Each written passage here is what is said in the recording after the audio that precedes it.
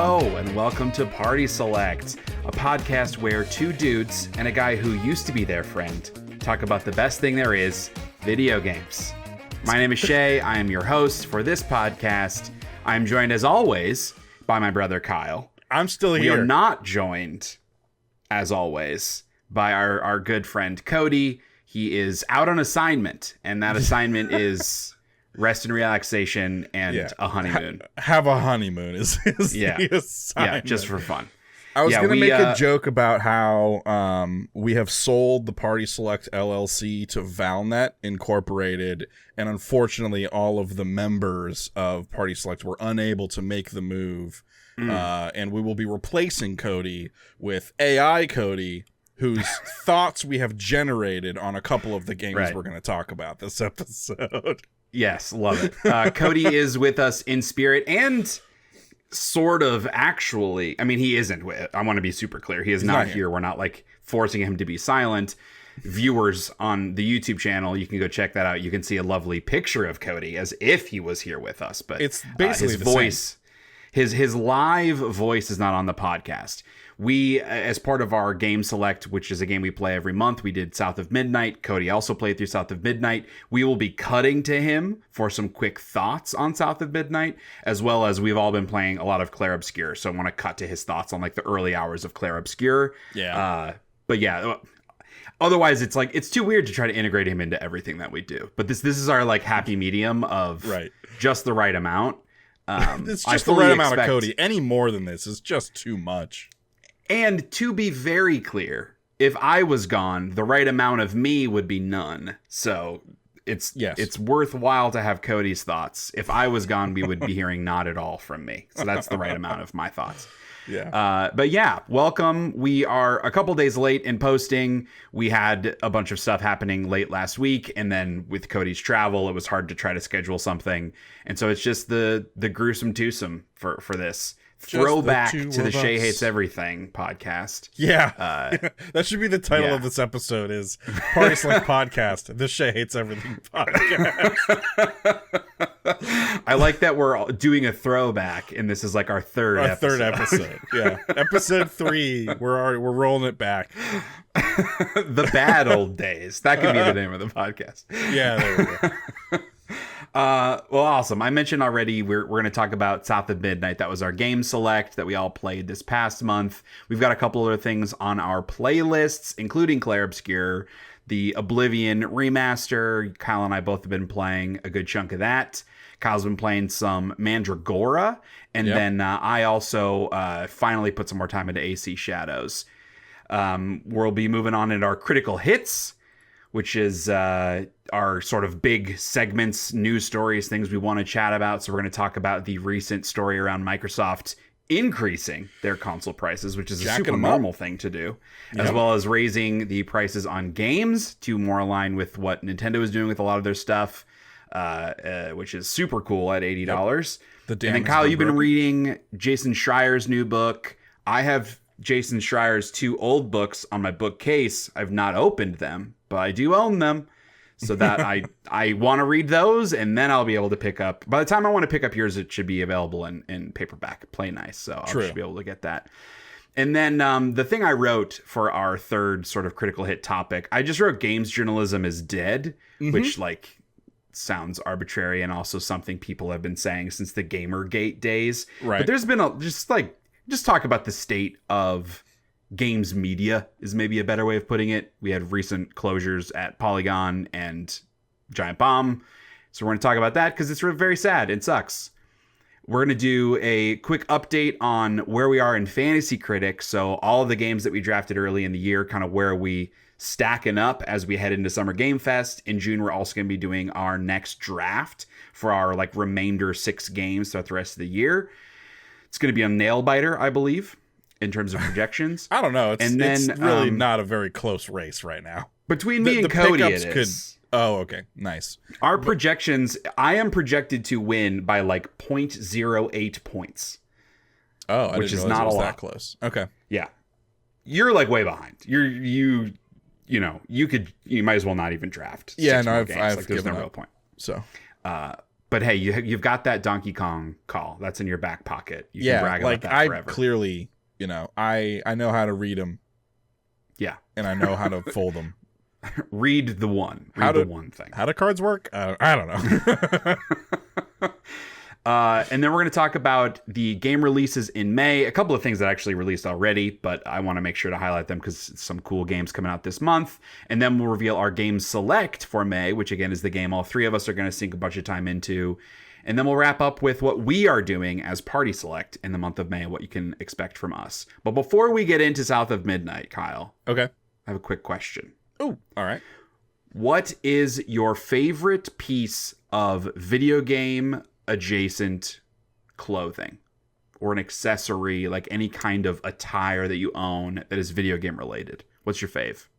What do you think my favorite is? The Leon Kennedy leather jacket. Yeah, baby. Yeah. Close second, that Dark Void t-shirt that I got at a flea market that was like too big. It was definitely the kind of shirt you would wear with like FUBU jeans in the 90s. Sure. Like way oversized. Super long. Yeah, very long.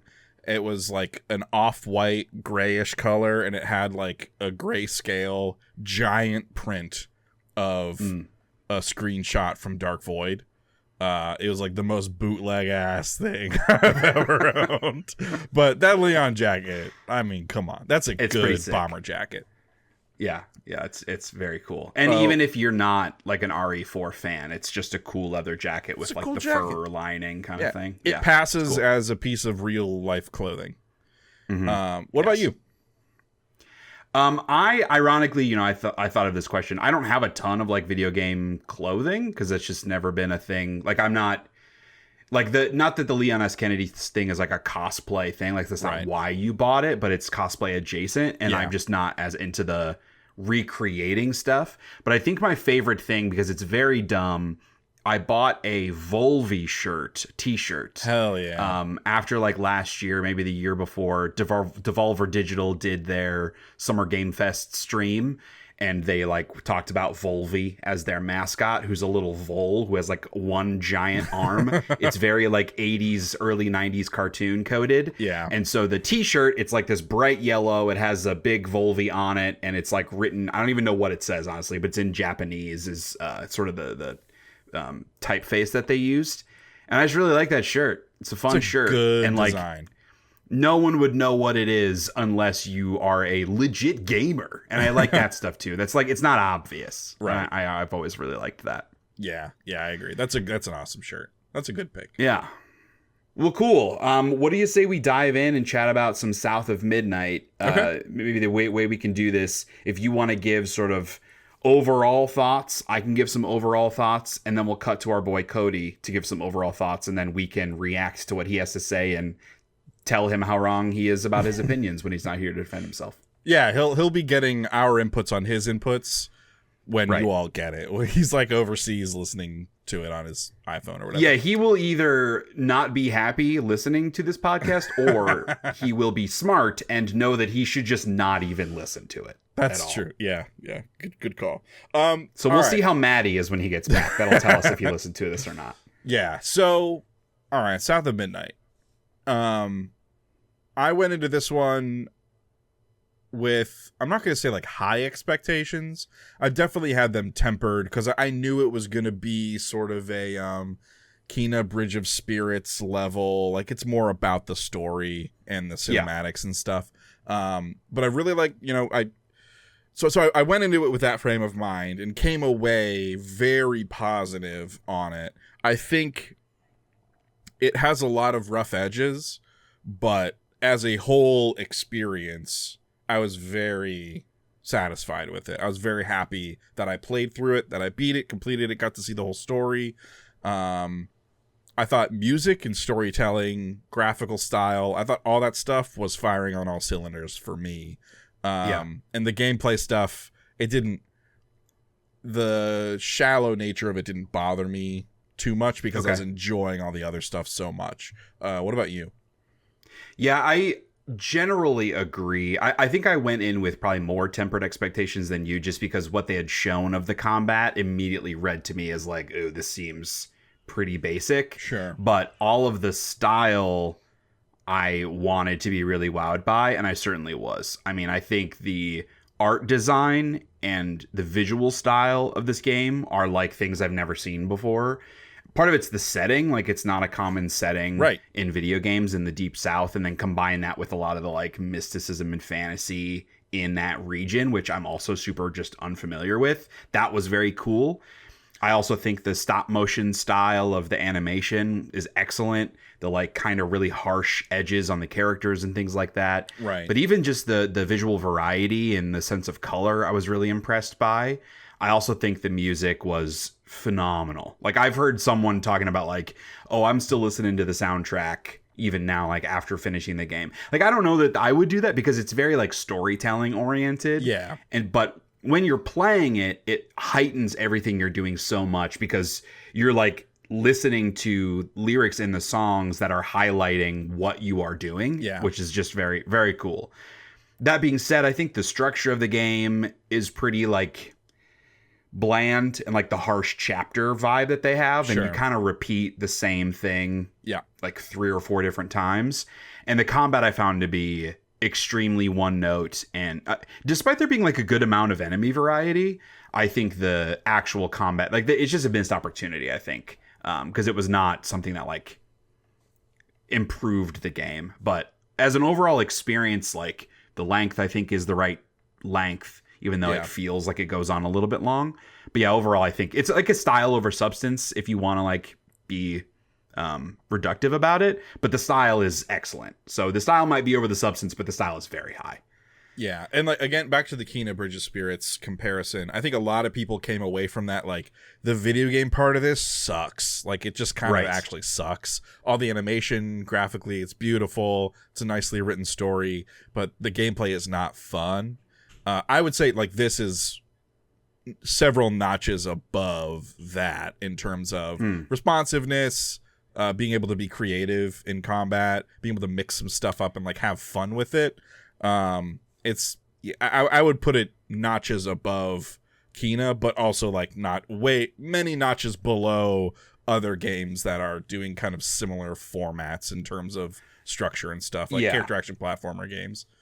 I would agree that the combat is better here than in Kena Bridge of Spirits, but I think the exploration I found less interesting than in that game. There's just more shit to find in that game, and like all the little cute, whatever they were called, the little black blobs, and those were so fun to like uncover and discover. And there's just nothing really of interest in this game, shy of some like flavor text notes and that kind of stuff. Okay. But yeah, I wonder what Cody thinks. Why don't we check out what Cody thinks? I think South of Midnight looks awesome visually. The low frame rate animation style I think really worked really well. And the art direction as a whole I thought was pretty striking. The character designs I thought were really well done too. They were all really unique and individualized. I thought those really stood out real well. I was also impressed by the dialogue, both the written text for the like the script, I guess, and the voice performances. I thought the dialogue all felt really natural and modern in a way that I don't see games really try for. Or when they do, it feels cringe. Yeah, it felt authentic. Just the way that Hazel would talk just felt like someone. You go on the street and anyone would talk that way. It just felt very real and not cringe, which is good and frankly, apparently hard to do. Could have been another Forspoken. And the vocal performances really bring it to life in a way that's pretty compelling and grounded. Now, beyond that, the actual game part I thought was just fine, like super serviceable and passable, and never really reached a high that maybe I had hoped it would. Nothing about the combat or really like the general gameplay traversal loop really pulled me in at all. It's not bad, but it also just did nothing for me. I feel like overall, I feel like everything that excites me about the game, the visuals, you know, the writing, and the just sort of general vibe of the game, I feel like I could get just as easily get that stuff from a well done like Netflix animated series of this story. And honestly, maybe even enjoy it more just because I don't have the sort of drawn out, I don't want to say boring, but boring gameplay in between those sort of big moments. So I don't know. I'm kind of right in the middle. I didn't love it. It's not bad, and there's a lot of good in there, but just the game, all aspects about the game portion of it just didn't land for me. All right, thanks, Cody. Yeah, we should also mention, if you want to see Cody, you can check out the video on YouTube, and we planned a bit to like be looking at him as he's talking, which is I still think a fun bit, but also I'm not going to do that for like 4 minutes, right? That's like way too much. So, no, but I think the thing he brings up about Hazel and just like the writing and tone is a really interesting point that I hadn't like put into words. It is really I also good. really, really liked Hazel as a character. She was a great protagonist. Like really sympathetic, very under like I felt like I could easily connect with her, like on just a human level. I felt like a lot of her responses were justified. Like I feel like she buys into the fantastical elements much faster than I think logically you would, but also like, you know, they need to move things along. They can't like be mired in that tropey stuff all that much. Right. But yeah, I'm glad he brought that up because the writing is really, really solid. Like beyond the writing of the lyrics and the songs and stuff, I think like the little vignettes, all the characters, like the side characters you come into contact with are super memorable. And like in each of their stories are so tragic in very different ways. Like it reminds me essentially of, all of them are like abuse oriented. Yeah, it reminds me of and I've just had Lost Odyssey on the brain because of Clair Expedition 33, but it reminds me of those text things, like those text cutscenes that would come up in Lost Odyssey about like the people who are undergoing abuse or like trauma and things, like you're reading those text walls. It reminds me of like getting like I'm playing a video game and then it's like, oh god, my heart like for a while like in chunks. I think we're gonna have a very similar conversation about Clair Obscure also, because that game is dour as fuck. I wouldn't call South of Midnight dour. It has that like fantastical sort of uplifting nature to it, and I think part of it is like the pluckiness of Hazel. Like she's not going to give up. Like it does not matter the obstacles in her way, she's going to find her mama, you know. And I think that like that character motivation is really strong throughout. I do think they don't totally hit the like emotional ending that I kind of was wanting them to, just with them reuniting and like the big drama with, I don't remember the character's name, but like the guy that's sort of positioned as the villain. Right. I felt like that it didn't quite hit the way I wanted it to. And some of that's like the final boss battle I found to be pretty not super fun. It was a little tedious. Yeah. But I I liked the way they like brought the mom into it as part of that final fight sequence. I thought that was cool. Like the power of their connection and stuff I thought was really good. And that made the turn right at the end, like the turn of their relationship and their interaction at the end. It gave it that little bit of extra space to develop that moment. So it isn't like now that all the action is over, let's have our moment kind of thing, and then it all gets kind of like crammed into the denouement at the end. It gave like they got to have a little moment and then the big thing, and then you know it kind of extended some of their like time together, which I liked. And I want to talk about sort of Cody's last point around this as a video game, because you know both of us say like the video game parts are not the strongest parts, secondary. I don't think that this, like, I think this would be a perfectly fine animated Netflix series. I think that'd be a great way to continue exploring this world and this universe.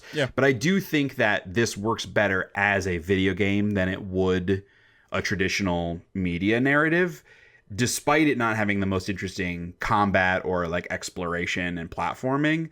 I think because like the act of doing the thing with the music and the exploration, I feel like that really heightens the experience. And if like the music in particular is such a strong component that I don't think it would hit as hard if you're just like passively watching this as a series. I agree. And also I think playing as Hazel, who like it, that amplifies the sympathetic nature of her character, being able to play as her and have a little bit of agency within there. I think that helps build that connection a little bit more. Man, I think we'll be talking about South of Midnight on best moments this year and game of the year. Yes, because there's some and many different moments. categories. Best music, moments, best moments, music, graphic best style, looking, whatever looking. We haven't decided how we want to do the categories, right. but yeah, I think and it kind of gets to the point where the stuff around the edges of the gameplay loop is all like they crushed it. So I think that's awesome.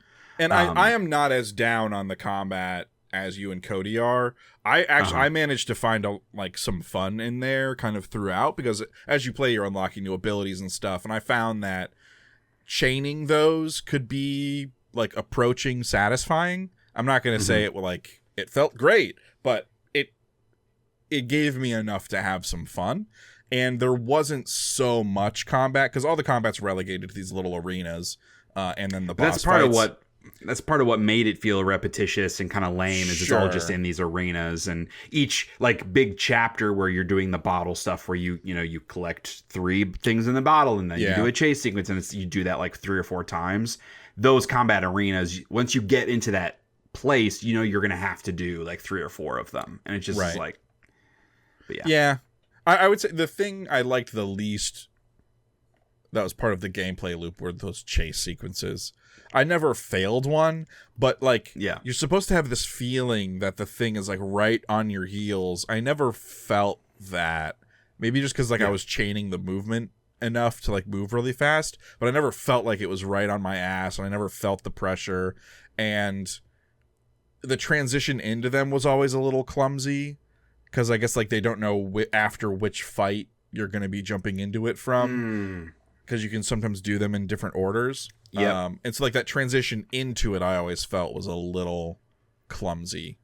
I can see that. And that did happen to me once, where I guess I did the combat arenas out of like the optimal order. And so one of the story beats that I got, I was like, I kind of already inferred that based upon the third one that I saw. So it felt like I was out of order. Like it kind of broke the immersion. Right. And then Hazel's like her response to watching the thing sometimes is out of order. It doesn't take into account that she has this other information already. Yeah, I did fail one, like a chase sequence once, because it was like later on, once you get the sort of grapple ability, like where it's like the thread, you sort of grapple to it and it zooms you to the spot, and it bugged out, and I was like slamming the left trigger to mark to do the thing, and I died like 3 times in a row because it just wasn't working. So I reloaded the previous checkpoint and started from the beginning of it, and then it worked. So that was like doubly frustrating, but that's the only real technical problem that I can recall.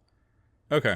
I had like one instance where I had jumped somewhere I wasn't supposed to jump, and so I got like stuck. Yeah. And at one time, I actually had to reload a checkpoint. It happened again in a different spot, and then it like rocketed me out, physics style, like back onto the platform that I was supposed to be on. Yeah. And I was like, okay, so I don't know if that was intentional that I got shot out back to where I was. Probably not, but it worked, so it's fine. It fixed the issue. Yeah. Yeah. But they're like definitely like little things here and there. Can we talk about Crouton? Yes. I love Crouton. Crouton is a very cute little boy. It's a fun little giggly dude. Like he never stops giggling. Ass stuffed animal thing. Like the worst Tim Burton's boogeyman nightmare sewn from multiple types of fabric. Little doll guy that's always giggling, and I love his animation. He's got like, he's all floppy and stuff as he runs around. His sections, I felt like the first time I went to do one, I was like, oh, Clank sections in Ratchet and Clank, let's fucking go. But then all of his sections so are much. so boring. Yeah, you don't do anything. Yeah, you just run forwards you run somewhere. and you occasionally have to wait for the spiky plants to retract. Yeah, those were... Yeah. I always rolled my eyes whenever I got to a section with him because I knew what I was about to do for 3 minutes was going to be super boring. Yeah. But yes, he's very adorable. I also huge fan of the catfish. Yes. Great accent, great design. He's the narrator very as fun well. Character. Yeah, I really liked the catfish. Yeah. I'm curious, from your perspective, knowing that the reviews on this game were like kind of okay. It's like a high 70s, I think, on Open Critic. Apparently, it did not sell super well, and like it wasn't a huge Game Pass hit. It was kind of like a middling success. Oh, however, I do feel like the way the game ends, it certainly sets up to continue exploring the story and give Hazel new powers and go to new areas. Like, aside from better combat, what would you want to see from them? Like, how would they make it better? How would they kind of make this a better game in your opinion? I think like reward the exploration or cut it out. Like, instead of having the exploration just be like, oh, I get a few more, like a very, in terms of what it takes to unlock abilities, a very small amount of this currency. Instead of something like that, like just make it more rewarding to explore, give you more things to either collect or have like different currencies for different types of deepen the character RPG systems. Yeah. Cause some better upgrade kind of stuff. But better upgrade paths, more upgrade variety, that kind of stuff, like more enemy variety. Or just pare back on all that stuff and make it a really focused thing that's like about the story. You can still flesh out the combat and make it feel a little snappier, a little tighter, and give Hazel just as many, if not more, abilities and stuff. But like just iterate on that to make that feel a little better, a little less loose, and tighten it up. Or if you're gonna have the open stuff, have good incentive to do so. Yeah, I don't know that I would want it to be. I don't know that I would want it to be padded out though. I thought like the length was right in the sweet spot. I agree with that. It's hard to say. Yeah, certainly for the story that they were trying to tell, because it's a very like narrative focused game, and there's not like side missions or anything like that.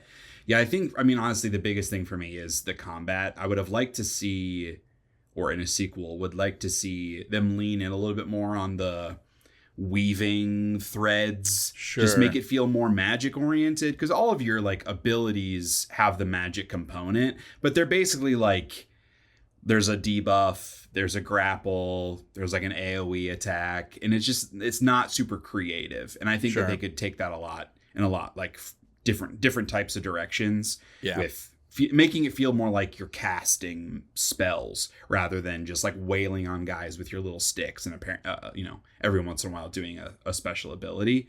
They could do like the Ghost of Tsushima route / Kingdom Hearts route where you have different like stances or forms, that like different weaver outfits that you can swap between that have different move sets for different types of enemies, and like have a little bit of that like type synergy stuff going on, like enemies with certain kinds of shields or armor or something, you're better to take them down with different whatever forms. They could do stuff like that, I think. Yeah, that would be cool. And that would work out. Yeah, like shielded enemies and you got to switch to the right kind of stuff. Yeah, that would be cool. Yeah.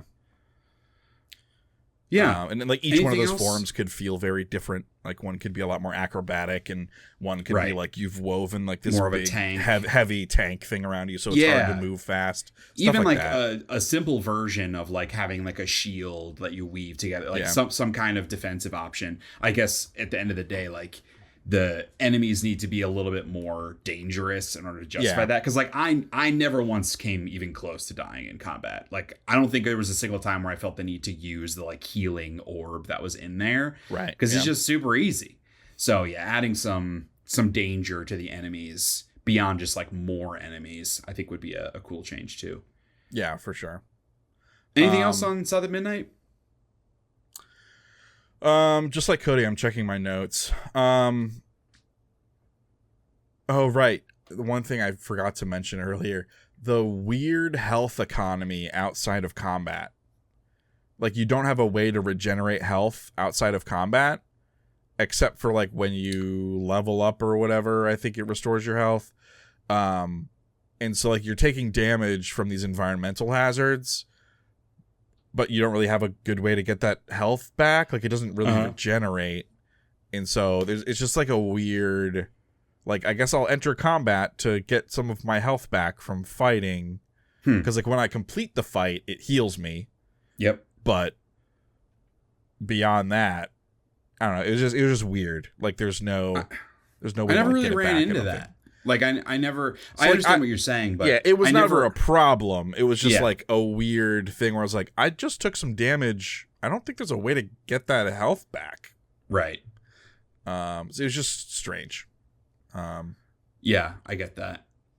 I know. I do need to comment on the bosses. Okay. I think we have a differing opinion on the bosses. Yeah. I didn't really like fighting like any of the bosses, I don't think. Because the whatever, Big Tom, the big crocodile, honestly, I had some, not like glitch issues, but he does this like AoE attack and there's like the red circle on the ground that you have to dodge. And I was getting hit outside of that circle. Like, it didn't matter. I at first I thought it was intentional. But then I was like, but this can't be intentional. Otherwise, why would they be doing it? But I was like getting hit when I was outside of the circle. And I did die one time in that fight because there was literally, I couldn't not get hurt. Huh. But then there was the sort of bird. The Rougarou? You kind of compared to like a Dark Souls boss. Yeah, it was a little more like a Souls boss. You got to time. If that's the case, I need to play stuff. some Dark Souls, because I didn't get hit a single time from that boss, except for when he does the smoky thing. Yeah. And then I got hit every time. And it was the same problem as the Two-Toed Tom, where it didn't matter where I was. I could be outside of the red line and he was still doing damage to me. So I don't know. I don't know what the problem was with those. Yeah, I don't know either. I was not having that same problem as you with the like the projected area of attack stuff.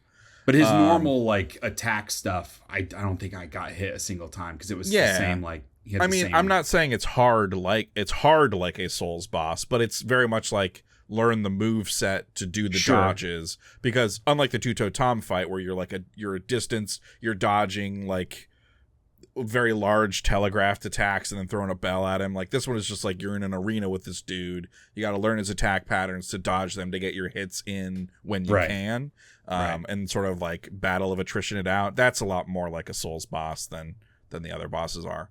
That's the only reason why I said that. Was there another boss? Am I missing one? Or was it just those two? And then the final boss? It was Molly. Oh yes, that was a fun one. Yeah, that was actually, I thought that one was pretty good. It's a much larger arena where you're kind of running in a circle around her, and again, she has like 3 patterns that you kind of have to learn, and throw the whatever jar of goop at her at the right time. Yeah, that was a pretty good one. And then they did a good job splitting that up, where you're doing like platforming stuff in between her phases. Yeah, where she like reaches out, which I thought was a cool effect. Yeah, it made it a very long fight. But it was like very like spectacle heavy, very cool, creepy. That area was awesome. Yes, it felt kind of like a Honey, I Shrunk the Kids, where like you felt very huge. Small and everything was really, because Molly is this giant spider. Yeah. I was kind of nervous about that one, knowing or like seeing the first design of her in the game, like the first time they showed her, and being terrifying. Like, oh no, is this gonna get like spooky? I'm not looking for that. And it doesn't. I mean, it's spooky in like a Tim Burton way. It's not an actually like scary kind of thing. Right. But yeah, I don't know. I really enjoyed it. I did end up feeling a little bit rushed to finish it, just because I wanted to make sure I finished it for the podcast, which was a bit of a bummer, because I had to play like back-to-back nights the whole night, and that's a lot for how simple the gameplay is. Yeah. But yeah, I loved the story, and as we said, like all of the style components are like best in class. Totally. So yeah, it's on Game Pass, y'all. Check it out. You might like it. I highly recommend it. I think, like, I understand why the combat would make people rate it as low as it is. But like, if you're a person who can look past that, then there's nothing that should stop you from playing this, because everything else it's doing is so good. Yeah, I mean, it's a game. It's one of the reasons I have always hated review scores and avoid using them whenever I'm like writing my own stuff where I can. But it's like, I would give this game like a 7.5 out of 10 in totality, but I would recommend it above that. You know what I mean? Because the special parts of it are so special. It's better than a 7.5. But like, that's what it, at the end of the day, that's how I would score it. Because because if you're reviewing it for a general audience, but if you're reviewing it for an audience of people that are like-minded, it would be higher. Yeah. Right. So that's tough. Yeah. Yeah. It's a good one. I liked it a lot. The next game is also a good one. Oh, the Oblivion remaster. Mm-hmm. So Oblivion is one of your favorite games of all time. This has been rumored for a while. And the rumor was that they were going to shadow drop it. Sure enough, they did. So we had to pivot and like go hard on it and play a lot of it. I know you played like a whole lot of it. Uh-huh. I did. Oops. Are you like? Are you done playing it? Like, did you get everything out of it you wanted to, or you're no, dude? Oblivion's huge. I thought you beat it though. No. Okay. I just put a lot of hours into it. Yeah, I maxed out a bunch of my like magic skills and stuff, and like got super. I wanted to hit level 24. It's 24 or 25 is when unique magic weapons stop scaling, because I wanted Chill Rend from the quest in Cheydinhall, I think. You don't need to like prove your Oblivion knowledge to us. We don't care. It doesn't matter. No, that's fair. I mean, I care though. I want to get it right. So there's a quest there. We have to save this dude's 2 sons from waves of goblins that are attacking their farm and ruining their crops. And as a reward, he gives you a unique sword called Chill Rend, which is modeled like the glass sword, but it's like blue and icy and does frost damage and weakens the target to frost damage. Right. So each hit does progressively more damage. It looks awesome. I did see like I saw it in a video, and this Chill Rend fucking rules. It's my favorite weapon in the game. Good. And so I wanted to like quickly get to that level so I could go do that quest, get that sword, and then make like a frost build basically. And so I did that, and I accidentally got to like level 33 instead. And then I got the sword. And so now that I have it, and I have to like, I need to go to like the mage, the Mages Guild. Mages Guild? Yeah, which means I have to go to every city in their Mages Guild and get a letter of recommendation, and then I can unlock all this stuff where I can like craft my own special spells and all that other shit. Yeah. So because I want to make a bunch of cool frost spells. So that'll be my next thing that I do. I've also started the Thieves Guild stuff because I want to get the Boots of Springheel Jack. My acrobatics is already at 100, so Coach, I'm ready. Put me in. So that when you go to steal the Elder Scroll, you like get a bunch of health fortify and acrobatics fortify potions and spells. Cast them on yourself. Don't equip the boots. Steal the scroll. Fall down the hole. Survive, because the boots give you an extra 50 acrobatics. Survive. But it breaks them. Right. If you wear the boots, it breaks them. But if you don't wear the boots, you get to keep the boots. And then you can have like 150. You can jump outside the walls of Breville and walk into Skyrim. Yeah. Which is, I was in Skyrim first before anybody else. Which is a better game. If we're being, no. No, I do think one of the things that I'm really enjoying about playing Oblivion now, because I played it a couple of years after it came out. It came out in 2007. Is that right? Sure. I think it was right around there, 2006 or 2007. And I waited and played it, or I should say I started it, immediately bounced off because like the big open world was just not at all a kind of thing I enjoyed at that time. And I wanted to give it another shot when Skyrim was announced. And that's when I actually played it. So I would have played it in like 2009 or 2010, whenever. You probably played it on PS3, right? That sounds right. Yeah. Okay.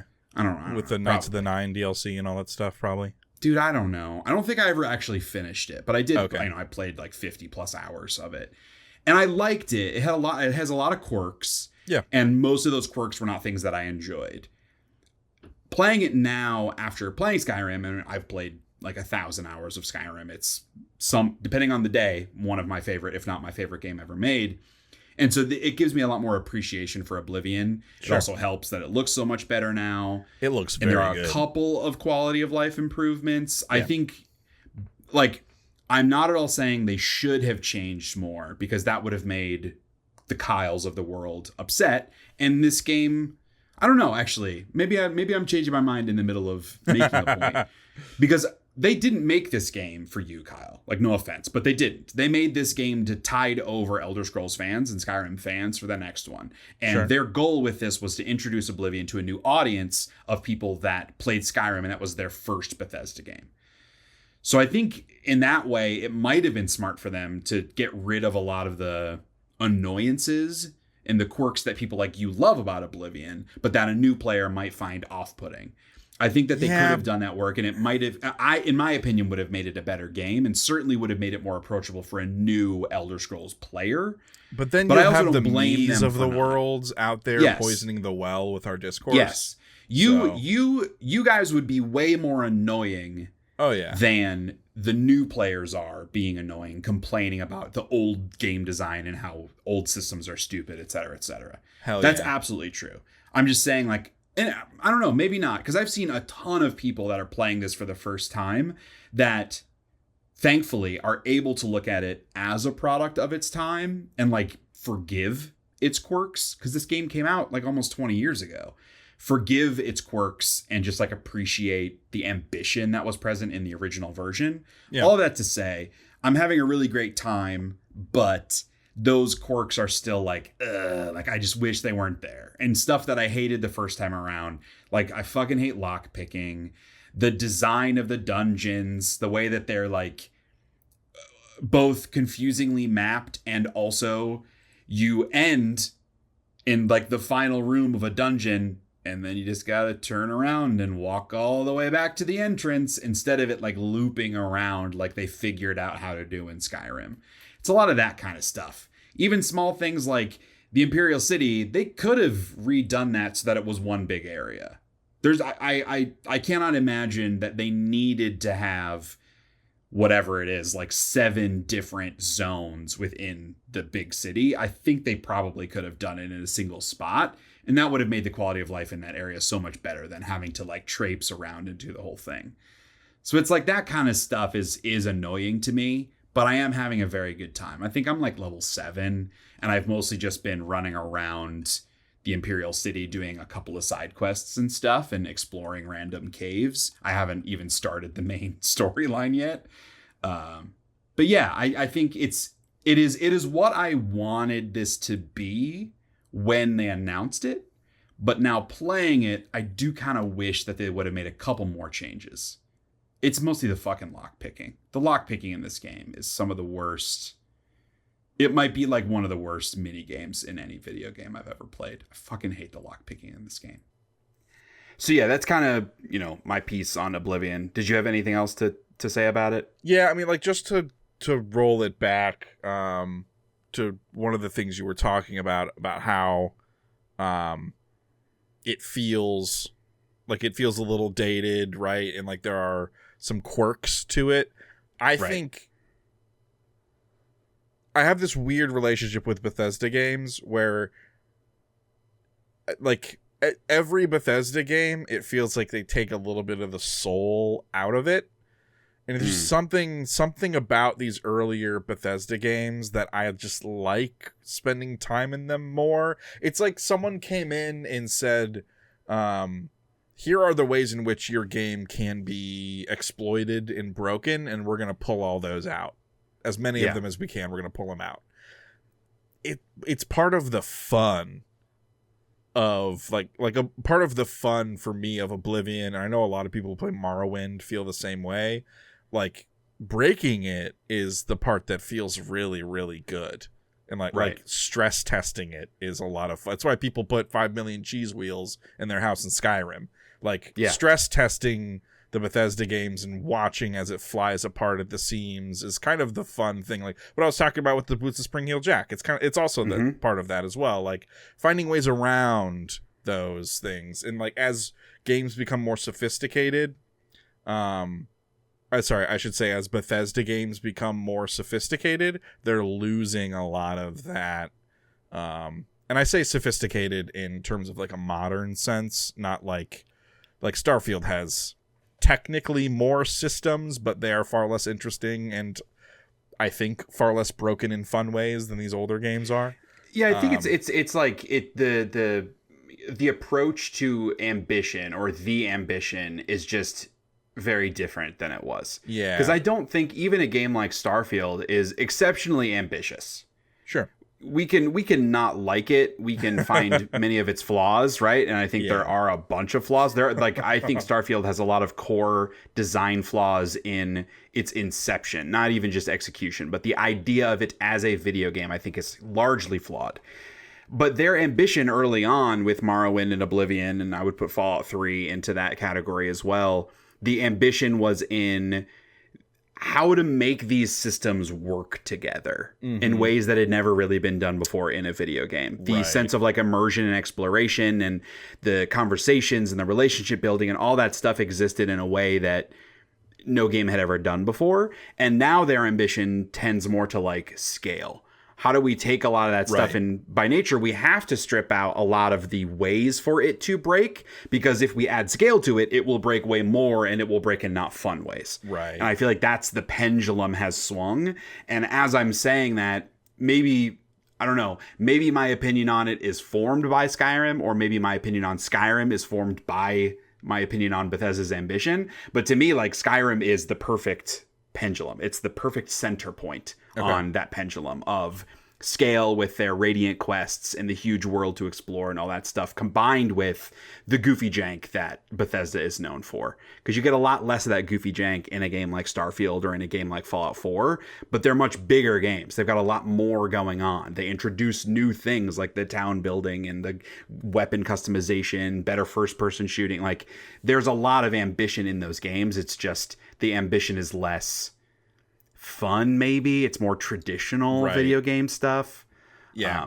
But yeah, they lose a little more of the secret sauce every time. Yeah. A lot of the character has left. And I feel like you see that a lot in a game like Starfield because it is a new IP, and their approach to a new IP in 2005 is vastly different to their approach to a new IP now because of the weight that comes with being a Bethesda Game Studios game. Yeah. But yeah, so I mean, I criticize the game for its quirks in a modern context, but I think those quirks are what made the game so special when it came out, and in a lot of ways it would suck to see that stuff get lost. And also, even for a new player coming in, how cool to see like where Bethesda kind of found their footing from like a, game preservation perspective, from a game's history, game development perspective. I think that part of it's really cool. It's mostly like the quality of life stuff I would have liked to see improved more. I think the combat is better than it was in the original one. For sure. It's still just like not that good, but it's definitely better. It is slightly improved.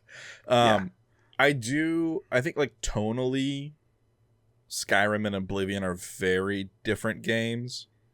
Not that Skyrim doesn't have fun with itself, because it certainly does in plenty of places, but Oblivion feels like that is the primary goal, is like almost poking fun at these fantasy tropes.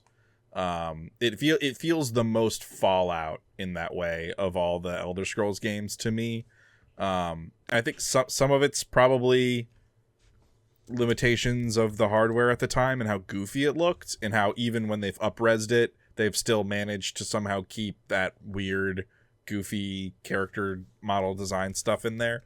But I think like that's if you say Skyrim is your sweet spot, I think Oblivion is definitely mine in terms of both the quirky weirdness, how broken it is, and like the kind of the way and level at which it pokes fun at fantasy stuff. Because like some of these situations you find yourself in are just completely absurd. And it's more manufactured in Oblivion than it is in Skyrim. In Skyrim, it's much more emergent, diegetic, whatever you want to call it. Not diegetic. Emergent. It's much more emergent in Skyrim, the situations you find yourself in, because there are systems to build on that and create those moments. All of Oblivion stuff tends to be more authored, but I just think it's more effective for me personally because of that, I think. All right. Yeah, I think to wrap up my sort of thoughts on Oblivion, it's a game that I will continue to play for probably another 2 years in order for me to finish it. Just being realistic about my time and the time that I have to play it. But like I played some last night, and I'll probably play it like once a week for the next 2 years until I eventually get the platinum trophy. That sounds like a great 2 years to me. Yeah, it's not so bad. I like right. this is probably my new preferred way to play. I think the things that they've done are enough where I'm like, I think this is how I would want to play. Is the best version of Oblivion. Yeah, because I never did much Oblivion modding. I didn't really get into modding until like Fallout 3. Definitely Skyrim, but Fallout 3 I messed around with some stuff. I don't need all that stuff for Oblivion. I think it has enough content as is, and I don't know that I would want to like elongate that experience too much, especially since it's an older game. Like there is other stuff to play. I have a big backlog of stuff to play, so I don't need to keep plugging away at that thing. So I think that part of it's totally fine to me, even if there's a large modding community that's very disappointed right now. But it's I think what's in there is great. So yeah, let's move on. Let's talk about Clair Obscur. We also have Cody's thoughts on Clair Obscur, so we'll be able to get those. And I should say, we're all at very different points in Clair Obscur. And so we're going to try to keep this to like the early hours for this conversation, and then we'll revisit the larger conversation on Clair Obscur in the future. But as far as like initial impressions, prologue through chapter 1, chapter 2, where was your mind in this game? Yeah, I kind of immediately I'm like, this music is fucking awesome. It is so good, like the violin and piano, like it's very emotional, very evocative. Like music hit me right away. I think I was actually kind of surprised visually. I'm playing it on regular PS5, not a PS5 Pro, on performance mode because that's where I live. If I can have more frames, I prefer that. It doesn't look all that great on performance mode. The art direction is awesome. Art direction Great is awesome. Art direction. Fidelity-wise, I'm not that blown away or impressed. There's a lot of... I think the extra juice is in that quality mode that would probably run much better on a Pro, PS5 Pro, or like a high-end PC. Like all the tress effects or whatever the UE5 the hair looks like is pretty bad. It looks like it's been really poorly, like, I don't know the right terms, but like photoshopped, where everything is kind of fuzzy. It's like an actor standing in front of a green screen, and they did a bad job cutting you out, where there's this weird feathering effect around everything and like it's blurry. Yeah, the hair looks very, very, I think, poor. I think the facial animations are also pretty like not. They're slightly off. Yeah. And I do think the hair stuff is an artifact of how I'm playing it, because I have seen footage of it looking way better.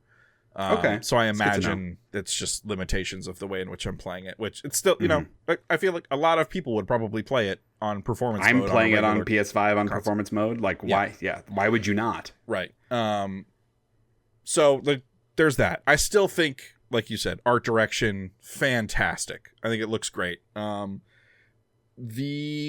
early impressions, I think the timing on the combat is like, because you're parrying and dodging and it's got that whole system. I think on the attacks, timing that stuff is really easy. It's repeatable. It's the same every time you do whatever attack you're doing. That's fine. But the enemies will intentionally try to throw you off with their animation signaling for the timing of your dodges or parries. And I found that to be not fun at all. Because... So I think I'm halfway through the game, roughly. I think even in the early hours, though, I encountered a side boss and realized, oh, this game's not really about builds or stats. This game's really about being able to parry and dodge. Yes. Because if you can parry and dodge every attack, it doesn't fucking matter. You can just literally never get hit. Yeah. And then you can just take 0 damage. Yeah, just like death of 1,000 cuts every enemy, and it doesn't matter what level you are. It doesn't matter what your stats are or what Pictos or Luminous or whatever you have on. I find that to be very disappointing as someone who really likes those old school turn-based RPGs. I like how engaged I am in the fights because of the timing elements. I think that's a net gain, but the over-reliance on it in terms of like how it's literally like you will take no damage or you can counterattack depending on if you're dodging or parrying. I think that kind of ruins the whole system. And like there's something to be said where it's like, yeah, well, you know, if you have the right build, it can buy you an extra couple of hits here or there or whatever. But that's not high enough stakes. That's not interesting enough to me. The game is tuned for you to dodge. Like the amount of damage enemies do really limits you unless you're like crazy over leveling, which like I don't want to have to do that. In an old school turn-based RPG, I would absolutely grind, but I don't want to have to grind in order to survive. What's fun about grinding in a JRPG or in any kind of like big RPG like this, grinding is fun to just destroy the bosses. That's why you grind. But like so the give and take, like if you grind, because I did grind for a little while, I just like I destroy groups of enemies to the point where they don't even get to attack. I could just like one round all of them. That feels fucking great. But then like if one of them were to hit me, it would do so much damage. It's just like the time to kill on this RPG is crazy short. The numbers are just all so high. Depending on the enemy type, because there are some enemies that are like much smaller and do less damage because of it. Yeah. But, you know, in a regular scenario where you're fighting 1 or 2 enemies, if it's a larger enemy, it can kill you in 2 hits at full health. Like that's just that's not what I'm looking for out of a turn-based RPG. It eliminates a lot of the strategy. Yeah, I think, again, so I am just in the early hours. I think, about to finish chapter 1. I'm at a boss that I died twice to because I just couldn't figure out his timing on his like second phase attack, and I just died 2 times in a row. And I was like, I'm done for the night. I went and was ranting in Discord about it. Cody and I got in an argument about, not like an argument, but we were disagreeing on the dodging. Because he's not a turn-based RPG person. And so for him, being a Dark Souls fan and liking those action-based systems, that's part of what was engaging him, and I'm coming from the opposite angle. So I'm kind of curious to hear Cody talk about his opinions on this game now, to see if he brings that up and see if I can rebut his stupid arguments before I make mine. Well, let's throw to Cody. Yeah. So when Clair Obscur was announced, I was immediately drawn in. It was a combination of the story, the art style, and the fact that it was a turn-based combat game, and it was one that frankly wasn't in a JRPG sort of art style, more of an anime art style. I've always wanted to like really sink my teeth into one of those. I know some of the early Final Fantasies are that, and for the most part, Final Fantasies are I'm good for those, but they've even those have sort of gotten away from what a true turn-based RPG is. Boy, they sure have. So this just really just looked like a return to form, and on top of that, the story really enwrapped me, and I wanted to know more. So starting off visually, the game I think is absolutely stunning. I think the art direction overall really feels like you're walking through oil paintings. There are those sort of sweeping ethereal vistas you'll come across, and it really looks like you're walking through an oil painting, and that really ties into the core conceit of the game with the paintress and everything. So I think it's rare to see that level of intentionality of weaving that art direction into the sort of story, the main story structure like that. And it's really cool to see that done from such a small team. So as far as the combat so far, I know it is a little controversial, being that it is very heavily inspired by those JRPGs, specifically the turn-based ones, but I personally really enjoy the active components to it, both on the offensive and defensive side.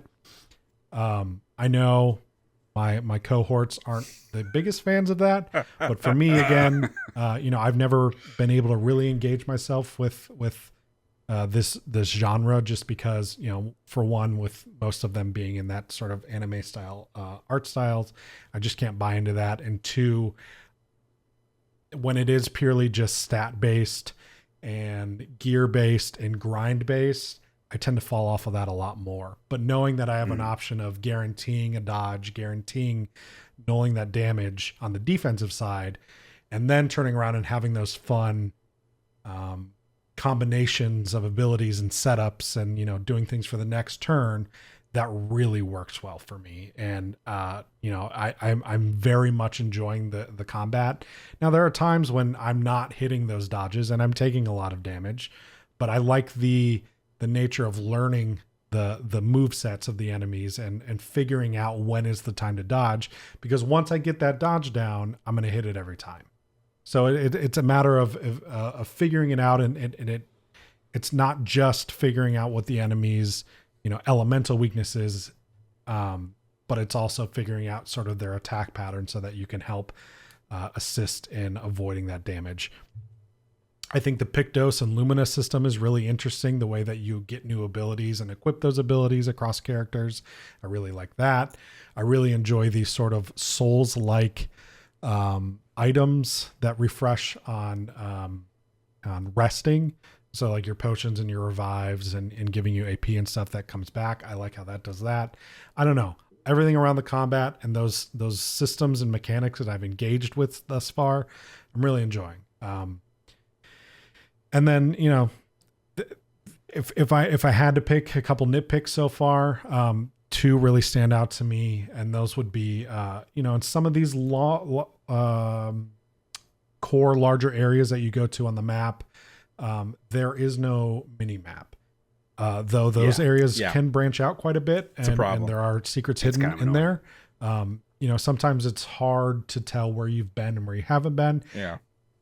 For the most part, that hasn't really been a detriment to my experience. I feel like I've mostly been able to find everything.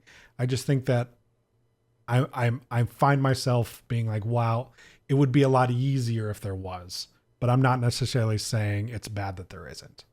And then the other one is maybe more on the technical side. Pretty frequently I get some disconnect in a cutscenes where the sync gets off from the voice lines to the video playing on the screen. They're just totally out of sync. Like their mouths will move a couple seconds before the line actually comes. That's been pretty consistent. I imagine maybe that's something that they can fix with a patch. Not sure. Overall, though, I'm enjoying the hell out of this. It is one of the most unique games I've ever played in a really weird way, because it very much is inspired by a lot of different games, and you can feel those inspirations all throughout. So yeah, that's my thoughts on Expedition. Hey, thanks, Cody. Yeah, Cody, you should play more old school RPGs.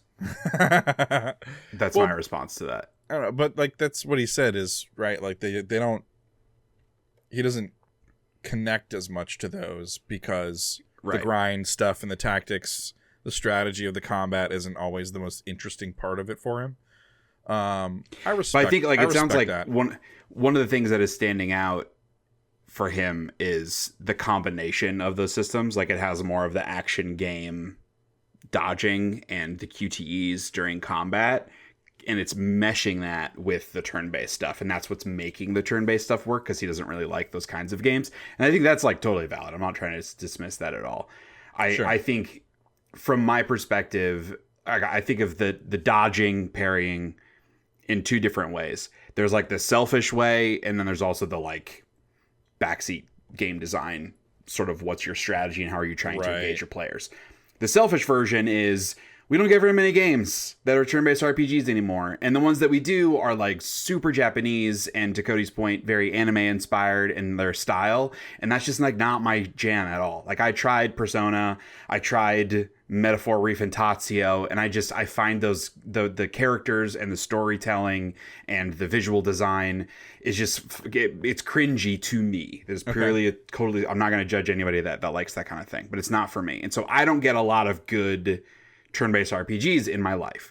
This one comes along that is like a Western version of that, and that was super compelling to me. And I've been disappointed that it's not sticking true to like the turn-based game strategy, which is understand the typing of your enemies, build your party and your moveset and your spells and attacks, you know, play chess, right? Yeah. Like you're anticipating moves, and it just like that you can do that stuff, right? And yeah, it's doing all that in stuff. there. It has the It's depth in there. it has the depth of systems. You can do like based on your skill trees. They're honestly you can do like different kinds of builds for each character and Yeah. stuff. There's a lot of depth there, and then they just throw it all. You just out don't the need to do any of window it with the dodge parry what's system. right. Like if you don't pay attention to any of that and master the dodging, you're going to do fine. Yeah. If you do pay attention to that and don't master the dodging, you're not going to succeed. Right. And so like finding a better middle ground between those things, I think would have made this a better game. I think so too. The second version is the like actual how this system applies to a game like this. And I was trying to communicate this to Cody in Discord, and maybe we'll have a bigger conversation about this when he gets back on the next pod or whenever we talk about Clair Obscure next. But to me, I am a fan of dodging. I like dodging in games.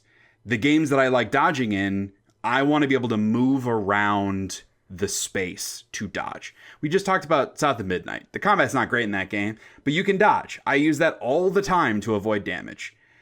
But the point is that I control my spacing, my positioning to enemies. They are moving and I am moving and counter moving. Assassin's Creed Shadows, I'm dodging a ton playing as an Naue, and that's a fun thing to do, to dodge roll behind an enemy and hit him, to dodge away from an enemy as he's trying to advance on you. I like those systems. That's not what it is in Clair Obscure. It's literally just a QTE. You're standing still, you just press a button at the right time and your character dodges. It doesn't move you around the space. There's no grid that you're on that you can use it to create space or to change your sort of formation of your party. It's literally just a QTE, and I find that to be so uninteresting. I understand the idea that it makes it more engaging and less passive because you're not just sitting and waiting for enemies to do damage and then you do damage. I get that. I just think that this particular method of creating that engagement isn't a good fit for the style of game it is, and also isn't interesting enough. Like there's a different way to do that. A game that I think really succeeded at finding that middle ground is Sea of Stars, because you can dodge in that game and parry in that game, and it mitigates some of the damage, but it doesn't avoid the damage entirely. And so when they're tuning the damage and the defense combination, they have to understand, they have to tune the game as if you don't dodge anything, you don't parry anything. So you're taking the full damage every time. Yeah. And that makes it like, it feels like you got a bonus when you dodge an attack or something. It doesn't versus feel this mandatory. game, like it's totally mandatory. And that's where it falls apart for me. I think like, and when we were chatting about this in Discord and you've been talking about it here. Before you move on to another point. Yes. I do want to point out that I think your whole thing about not wanting to dodge when you can't move, I think that's crazy. I think you are a crazy man. Why? It's like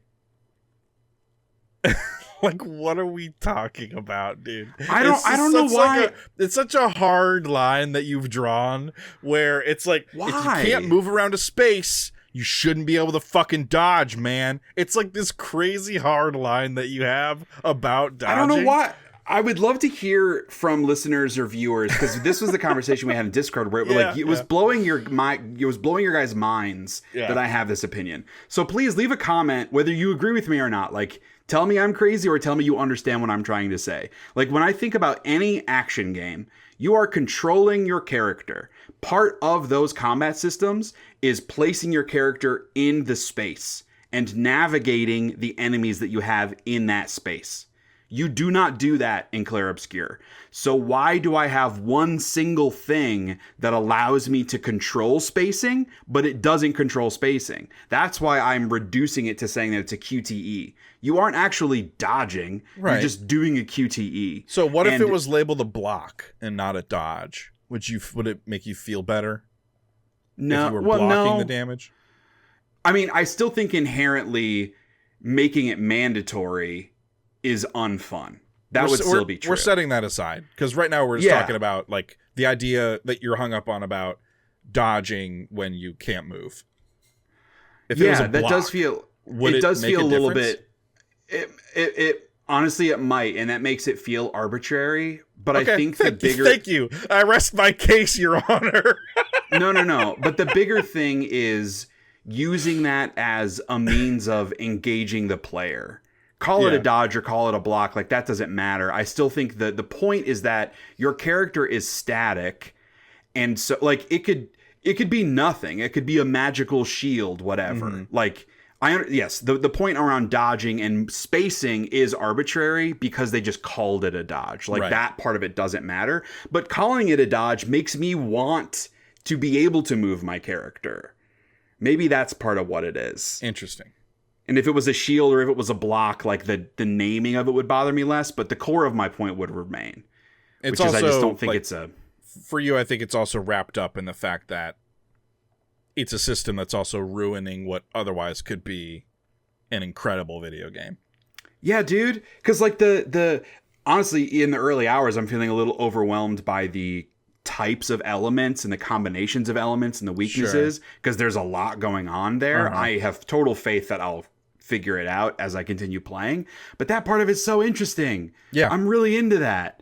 Like being able to, again, it's the strategy and the chess of a turn-based RPG. Like that's the special sauce that makes these games so fun. So I come back to the thing I will say, where I feel a little, now that I'm like halfway through, I do feel a little better about this. I still wish it wasn't the way it was, but I've come to terms with it and feel a little better about it in that part of the strategy comes out in like how many attacks can you chain and how many like setting up future turns by building AP and that kind of stuff. Right. And you can do a lot of that. Like the AP economy can be affected heavily by your parries and dodges based on the Pictos and stuff you have equipped.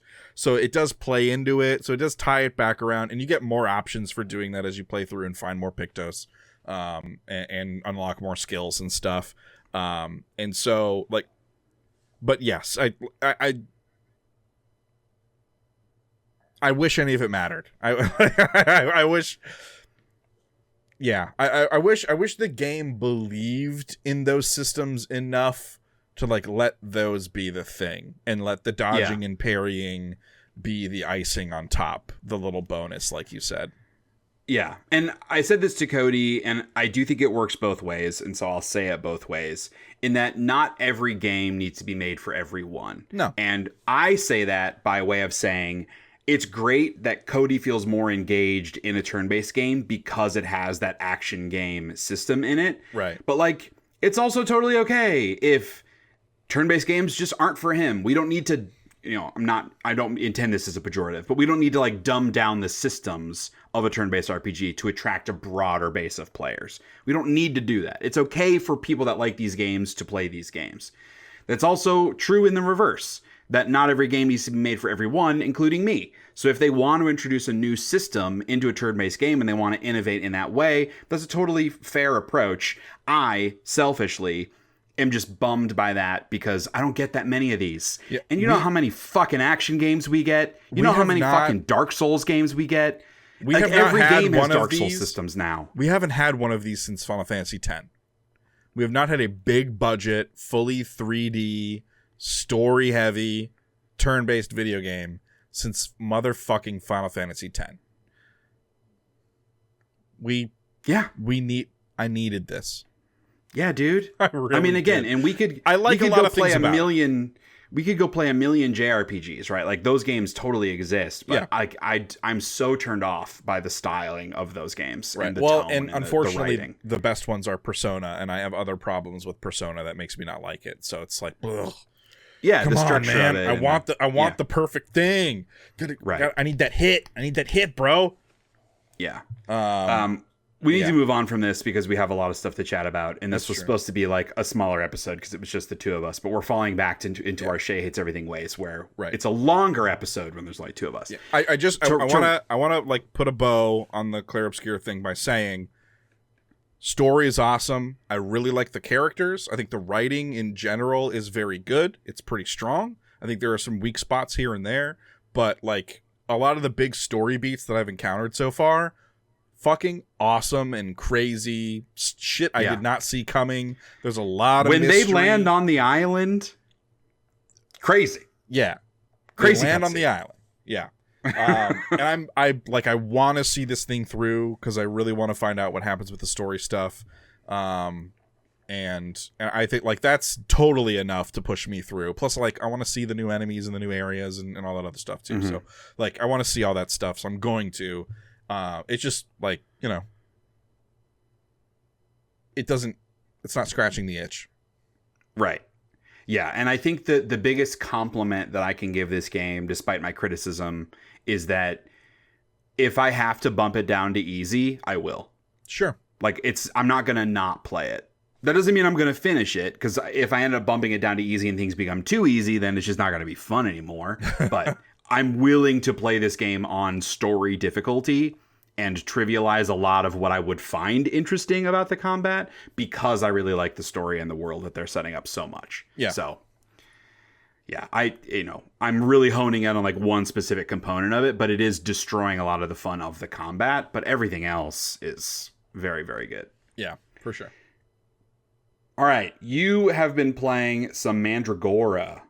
Yeah, so Cody and I both played a good chunk of this. Mandragora Whispers of the Witch Tree is a video game on PC.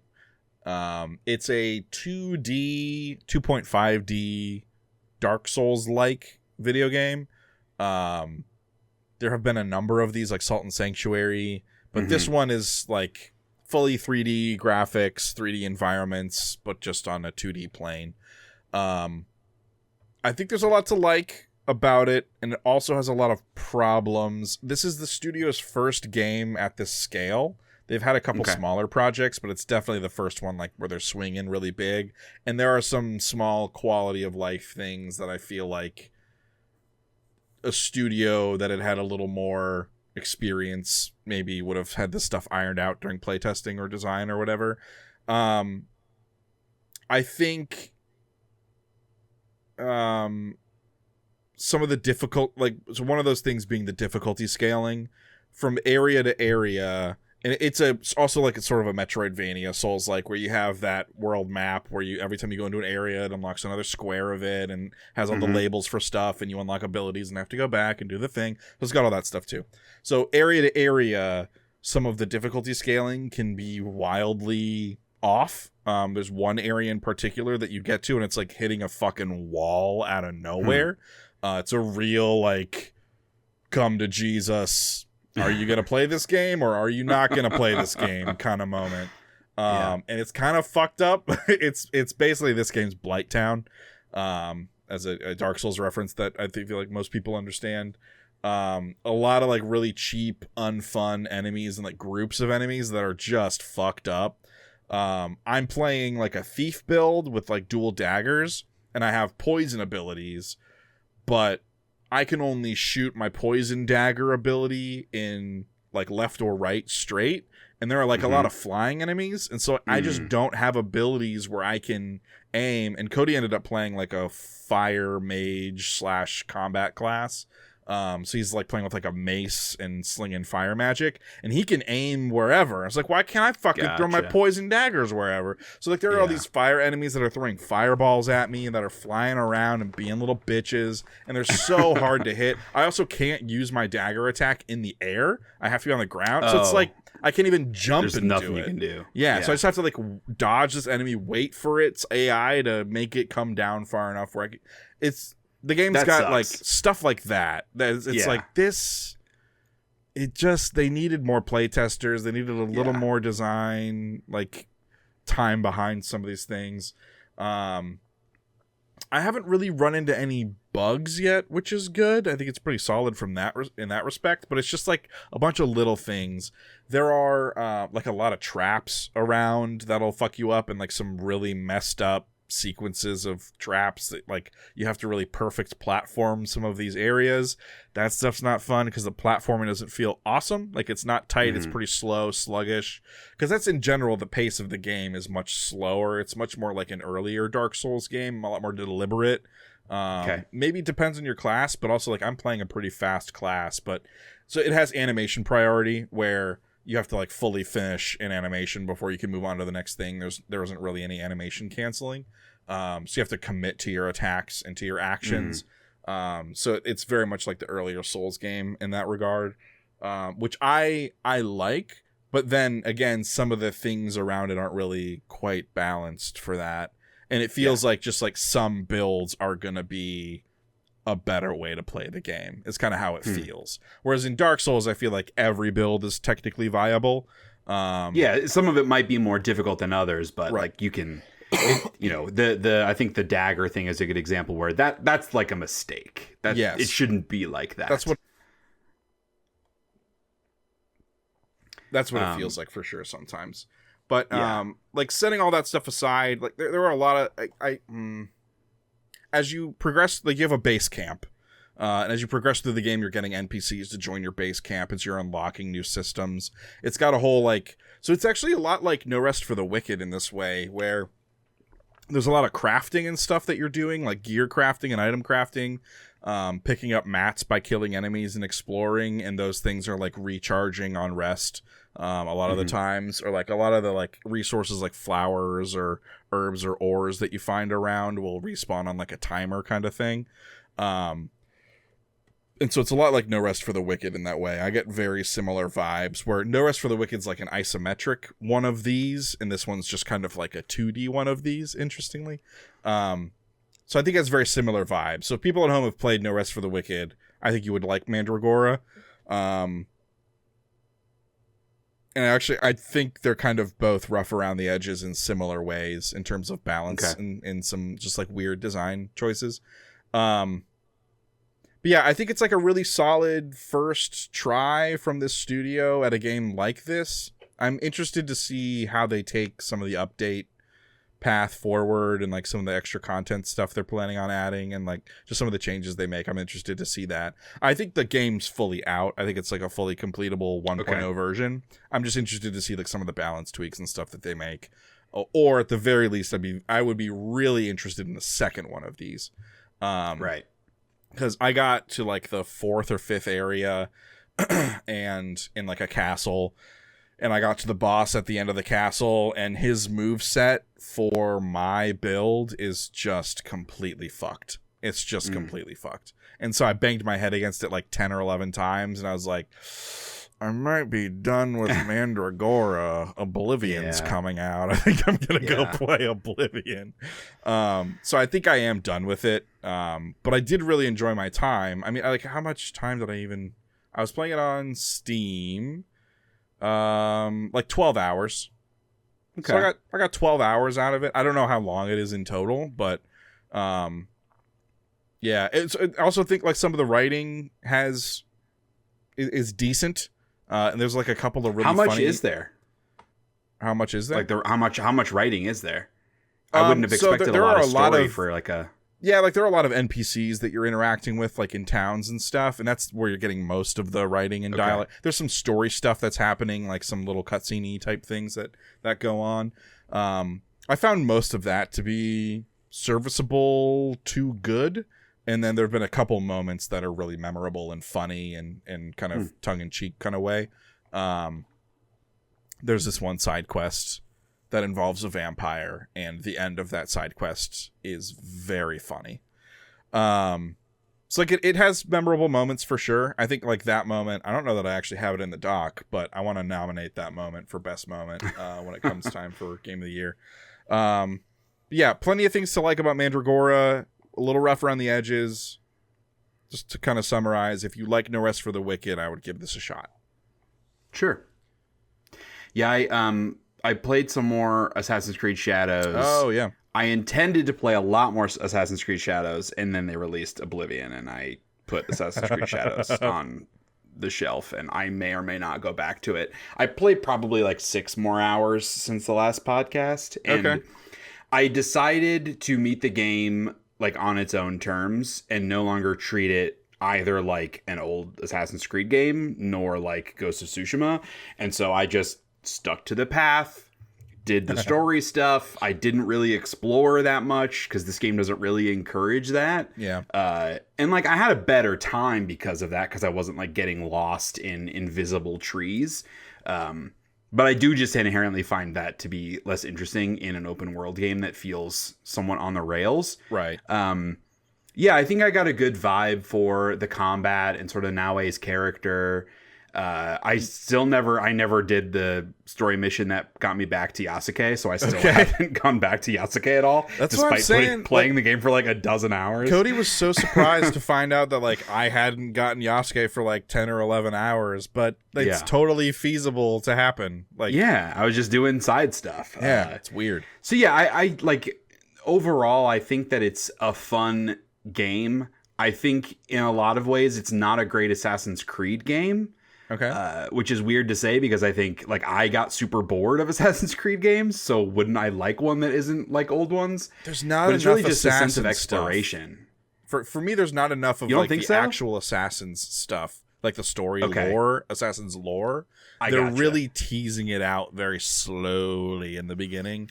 When I stopped playing, I was just starting to get into it because like I want to know the cool Japanese assassin stuff, and they're really like drip feeding it in the beginning. Yeah, I can see that.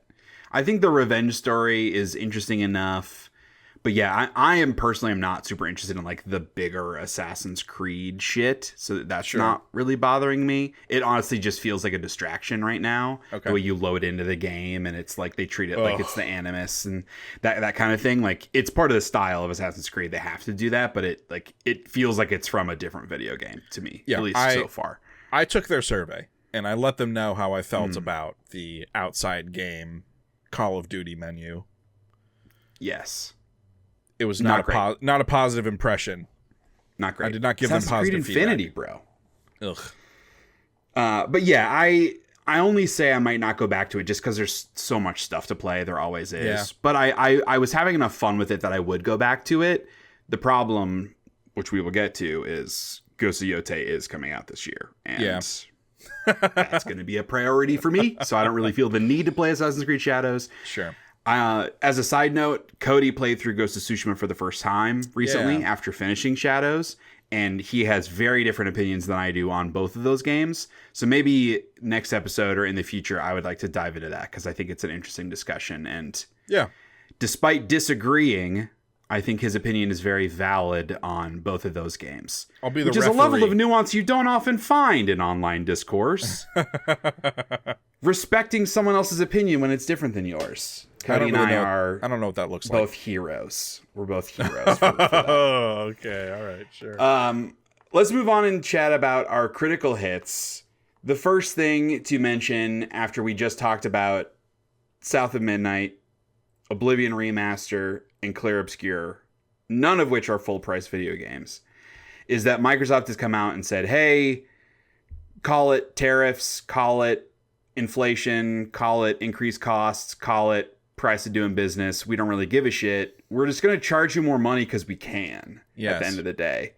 So their console is increasing in price, and they've also announced that their new games will be $80. Their full price games will be $80. No changes to Game Pass. I would not at all be surprised if we see yet another Game Pass price increase. They would probably save it for next year, but I bet you it's going to happen again. Sure. And it sucks, bro. Like they just with this console generation, we moved to $70 just a couple of years ago. Yeah. So capitalism number must go up. These are growth models, not sustainability models. We need to remember that. I've listened to several people talk about this story. I think the perspective that I align with the most is Jeff Grubb's, where, surprise, surprise, where Xbox for the longest time was trying to grow their user base, leveraging Game Pass and Xbox Play Anywhere. They were trying to reach as many people as possible, and we've seen the numbers over the past couple of years. That number's stagnating. They're just not reaching the audience growth that they were, because they're just kind of running out of people that are going to keep playing and buying and paying for games. And so now they're going to just start charging us more because we're the audience they have and their number must go up. So they're going to take more from us individuals. And that's going to be in the form of, increasing the price of the console itself. Phil Spencer has said, I believe openly, that they have a handheld in the works. I'm sure whatever they had thought that price was going to be is now much higher. And part of that is tariffs, the cost of doing business with China and Taiwan, where a lot of these parts and chips and things are manufactured. Yep. That has certainly gone up. And who should pay for that, Kyle? Trump himself, I think. So if our president arbitrarily, out of revenge, charges companies more to bring product into the United States, who should pay for that? Should it be the company that is bringing in the product? Should it be the company that is shipping their product to us? Should it be, I don't know, like the government that's forcing these charges? Or should it be like the end consumer, the people, your day-to-day people that are, living paycheck to paycheck? Who do you think should be bearing the weight of that financial burden? I think it should be Trump alone. And when he runs out of money, he goes to jail. He'll just file bankruptcy for the 9th time. And then we just say that's jail, is what that is now. That's straight just to jail now. Do not collect $200. Do not pass go. We pay that as American consumers. That is what a tariff means. It is meant to be. I understand what it is meant to be used for. It is not how it is being used currently. And so we are just going to pay more. I do want to be fair about how we're categorizing it. Yeah. The tariff doesn't mean the consumer pays more for the product. Living in capitalism means the consumer pays more for the product, because what could happen is a corporation importing goods could pay more to import those goods, and they could take less profit in selling that good. If I import a video game disc for 10 cents and I'm selling it for $60, and now I have to pay 100. Now I have to pay 25 cents with the 150% ish tariff. Now I pay 25 cents for the disc. I could continue to sell it for $60 and just take a slightly smaller margin. But do you think I'm going to do that? No. That's crazy. I'm going to raise the cost of my product. And to make things even better, I'm not going to raise the cost of my product by the 15 cents that I'm being charged and charge $60.15. No, this is a good way to maybe accelerate my profitability, and I'm going to charge $62 for the disc. So now I've used the tariff to extend my profitability. Yes. That's smart business. And that's what's happening. And Yes. It's all horrible, and we're fucked, basically. And it's Nintendo's fault, because they did it first. So now everybody else gets to do it. So that's the thing that we should keep in mind, right? Is because Nintendo did it first, all these other companies are going to follow suit. Xbox is doing it now. Sony will do it. We will see, third-party publishers start selling their games at higher prices. The South of Midnight, the Clair Expedition 33, Oblivion Remastered, those are not full $80, $70 games. Those are like $40, $50 games, but I don't think that's gonna be the exception to the rule. I think going forward. Oh yeah, I mean it already is. Yeah. Well, and also to be fair, those $40, $50 games would have been $30, $40 games like a few years ago. Sure. So we're already that's already higher than it would have been. likely. Yes, I think the value proposition conversation is difficult because $1 is different to everybody. Right. $60, $70, $80, $40 is different to everybody. It's really about the why. Why are we being paid more? Not can you afford it, but why is it happening? Yep. And that's the problem. The why is unjustified and arbitrary, and like it's literally he's mad. He's mad at other countries for like he has incorrect information on what a trade deficit is. Yes. Like you can go Google this and you will be smarter than he is in 2 minutes. Yep. It's not complicated. And he doesn't understand it, or he's too senile and his advisors don't understand it, or he's too senile and his advisors do understand it, but they know they can manipulate him into putting more money in their own pockets, which is probably the most likely, but it might just be every justification. Uh-huh. But the reality is, like, when we talk about this, it's not about is $10 more for a game a big deal to you or not. That's not the discussion. It's should anyone be charged $10 more for a video game? We're seeing no additional value. Are they putting $10 more per game effort into this or budget into this? That's not what's happening. They're just making $10 more per profit per game. It's just literally going into their shareholders' pockets. What value is that? We should be raising prices when we're increasing value to the consumer, and that's not how it fucking works. Right.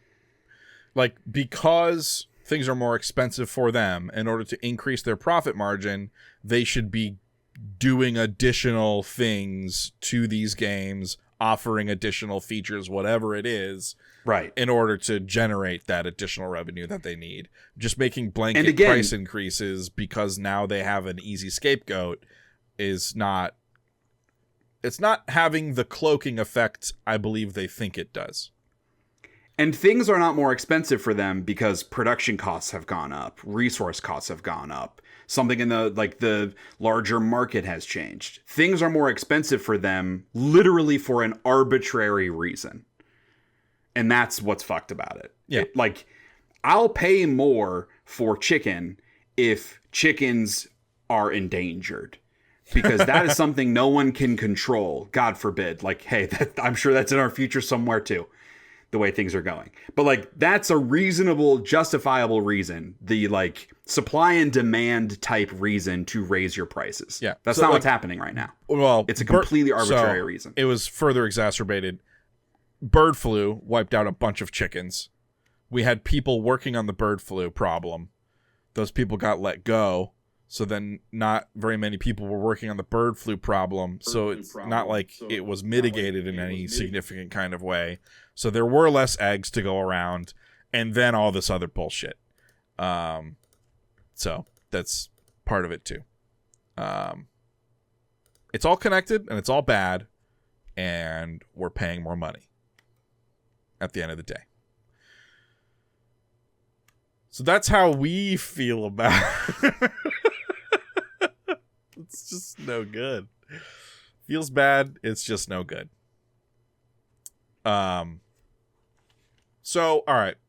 If we can take a moment and move on from talking about fucking crazy tariff bullshit. Yes. That was your honorary Shea's Hate of the Week on the Party Select podcast. Yeah. Tell me about Jason Schreier's new book. Hey, Jason Schreier. Jason Schreier is awesome. Maybe the subject great. matter of the book is not as super fun because I know it's a lot about the toxicity at Blizzard, but it's a bummer of a book. Yeah. And it's called Play Nice: The Rise, Fall, and Future of Blizzard Entertainment. I'm about halfway through it right now. I'm reading a chapter on the canceled Project Titan, which was supposed to be the Blizzard developed in-house WoW killer, because they figured, hey, if someone's gonna make a WoW killer, may as well be us. Know what I'm saying? Keep all those numbers for ourselves. It's just wild. You hear, if you hang out in the gaming space enough and listen to enough old heads in the industry talk, you hear stories about how things are or used to be at these development studios. Just a bunch of dudes crammed in an office or crammed in someone's basement working on stuff.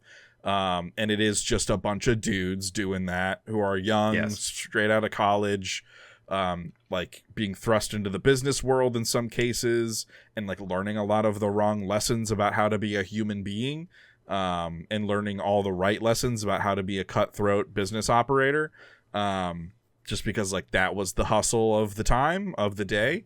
So it's a lot of stories about that. I think he does a pretty good job at being fair to these folks.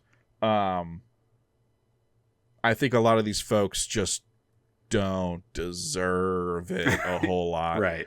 Right. Trying to do like the neutral journalism thing. Yes. Which I respect, but also sometimes people suck. Yeah. Well, and he does, like, I feel like I'm making an informed decision on how shitty these people are. That's fair.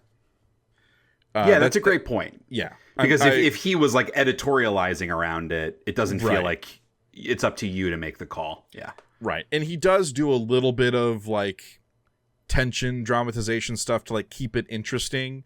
And I don't know how much of that is played up or not, but I tend to, like, based on Jason Schreier's other work, I tend to think that he's a pretty straight shooter when it comes to that. Right. So I tend to take him at his word, just based off his history alone. But it's a really, really fascinating read. I will say I skipped the chapter on whatever the card game was, Hearthstone. I skipped the Hearthstone chapter because who gives a fuck about that. But yeah, there's a lot of really interesting stuff, because like I played a lot of WoW back in the Burning Crusade days, and so it's interesting to like put a human face on like what the studio was going through, the turmoil, all the crazy turnover, this weird like incestuous drama of like all these people dating each other and breaking up and marrying and remarrying and divorcing, all that, like just crazy weird shit that like would not fly today. And this is kind of why it doesn't fly today. It's because it happened here and everyone knew about it and it was bad. So we decided we're not doing that anymore. So I haven't gotten to like the real litigious parts, which I'm guessing are toward the latter half. And like I haven't gotten to the the Microsoft acquisition stuff. Because that might be in here. But yeah, super interesting read. Highly recommend it. I don't normally read nonfiction. I tend to use reading as an escape, but I've been doing a little more nonfiction reading this year. I've read a couple of books, and this one's been a really nice read, and have found it very interesting all the way through. So, Jason did a really nice job keeping the momentum on stuff. Cool. Yeah. Well, that I think it's a good transition into the final critical hit around just the state of games journalism. I feel like, not that Jason Schreier is one of the last remaining true journalists that works within games, but he kind of was always one of the only true journalists that works in games. Like I feel like when you think about games media, and this games criticism, I would separate from games media, which I would separate from games journalism. Yeah. Games criticism has always been like fairly healthy, and it's pivoted in a lot of ways, and it's been democratized in a lot of ways because of blogs and now YouTube and all that good stuff. Games media has also been super democratized, and we moved beyond like brands being the thing when it came to games media, and now it's become more about the personalities that inhibit those brands, and when they strike out on their own, like become their own thing. And then there's the actual like games journalism of breaking stories, leaks, interviews, like a lot of the post-mortem stuff, a lot of what Jason Schreier has been doing. And I do think that, Giantbomb is a place that to me was always really good, depending on the people that were there at the time, I guess is fair to say, but was always really good at marrying all three of those things. Yeah. Like when I think of the pinnacle of Giantbomb back in like the 2014-ish or even a little earlier era, when like Patrick Klepek was there, when Austin was there, they were doing more of like the journalistic stuff that a lot of the rest of the crew wasn't. Yeah. But Giantbomb were some of the early folks that helped build the like personality-based games media. Totally. And they also did the reviews and the games criticism. And that's one of the reasons why I really liked them. And to the point on when personalities leave, a lot of the audience follows the personalities and not the brand. Like, that certainly was my experience. Like, I followed the Dudes to Next Slander, Jeff Kurtzman's podcast, things like that, and haven't really stuck around Giantbomb so much. But you super have. Yeah. And it's not only a bummer for like the individual folks that you and a lot of folks really love, which is the biggest bummer, let me be clear, but it's also a bummer to lose, or we're anticipating to lose, the brand of Giantbomb and like what it's meant, and the way that it was like the original sort of Wikipedia of games back in the early internet days. And to see that, or to potentially lose that and have it turned into what fandom is doing with a lot of their websites, which is just like slop guide content. Yeah. It just is a huge fucking bummer. Yeah. So, bury the lead a little bit. Some bad shit going down at Giantbomb under their latest owner, Fandom. Fandom owns Giantbomb and GameSpot as brands and all the employees. They, like a few weeks ago... Well, they don't own the employees. Well, kind of. Corporations. They employ the employees. Yeah, it's not like indentured servant. I mean, there are some contracts, bro. But they... a few weeks ago, something happened, and there was a new boss's boss at Fandom, as how I've heard it being referred to by the people inside, who I guess decided that live streaming ain't it. And that's Giantbomb's kind of whole model right now, is live streaming. GameSpot was doing more edited content. They were starting to branch out and do some live streaming. They did this whole combined branding thing for like 2.5 weeks called the Power Block, where they did scheduled streams. So you'd have a full block of streams from like noon to 5 basically every day, and they'd pass between Giantbomb and GameSpot. That literally lasted like 2.5 weeks, and then they put like the kibosh on all live streaming pretty much, period. Right. And so there was just like nothing coming out of Giantbomb, which was super weird. And then they uploaded the Giant Bombcast last week, and then they pulled it down right away because because the dudes were making fun of these new brand safety content guidelines that were passed down from up on high. And for those of you who can have a little bit of an imagination, I mean, you can find the video on like archive.org now as hosting it, so you can find it. But those brand content safety guidelines are like, you can use the word fuck once every piece of content, but that's all you get. Right. You know, and it can't be in a sexual way. It can only be in like an expletive way. And like, you can't say like, you can't talk about like shit, damn, hell, blah, blah, blah. Like, there are limits to those things. And like, they just have all these content guidelines, like can't promote violence, blah, blah, blah. It's like, how are you supposed to fucking cover some of these N-rated games with these content guidelines in place? And it's all, look, it's not about keeping people safe. It's all about bringing the most, that's why they call it brand safety. It's bringing the most advertisers to their platform as possible. Yeah. And it's not pro-employee. It's not pro-content consumer. It's pro-advertiser. Advertiser. That's their priority. Yes. Advertiser safety is what it should be called. And that's where all this stuff was coming down from. And so things were like in the air, in flux. Dan Reichert had a personal stream one night that I caught, and that man was going off, and then he deleted the VOD. And we still don't know what Dan's plans are, but he said in no uncertain terms, I will not be on another piece of Giantbomb content. If that organization wants to fire me, fucking do it. I'm not going to quit. I'll keep taking their money. But if they want to fire me, like, it basically said, I'm not working anymore. But if you want to keep paying me, that's fine. We haven't heard any official news about Dan, but we do know that Jeff Grubb was let go or quit in some capacity. Mike Minotti, who is a contracted contributor, he's no longer going to be appearing on any Giantbomb content. The other two contractors, Nikki Grayson, who was their social media person, is confirmed to no longer be working for them. Sean McDowell, Turbo Sean McDowell, he was a producer / on-air personality sometimes as a contracted employee. He's no longer working for Giant Bomb, and he works with Jeff Grubb on Jeff Grubb's personal stuff called Game Mess. We don't know about Jan, Jeff Bacalar, Tam, Lucy, Emma, any of those folks. I have no idea what's going on. Well, and a lot of them contact through GameSpot also, right? Like, yes. I think Tam and Lucy are both GameSpot as well. GameSpot employees, yeah. Yeah, but like Jeff Bacalar, he was Giant Bomb producer.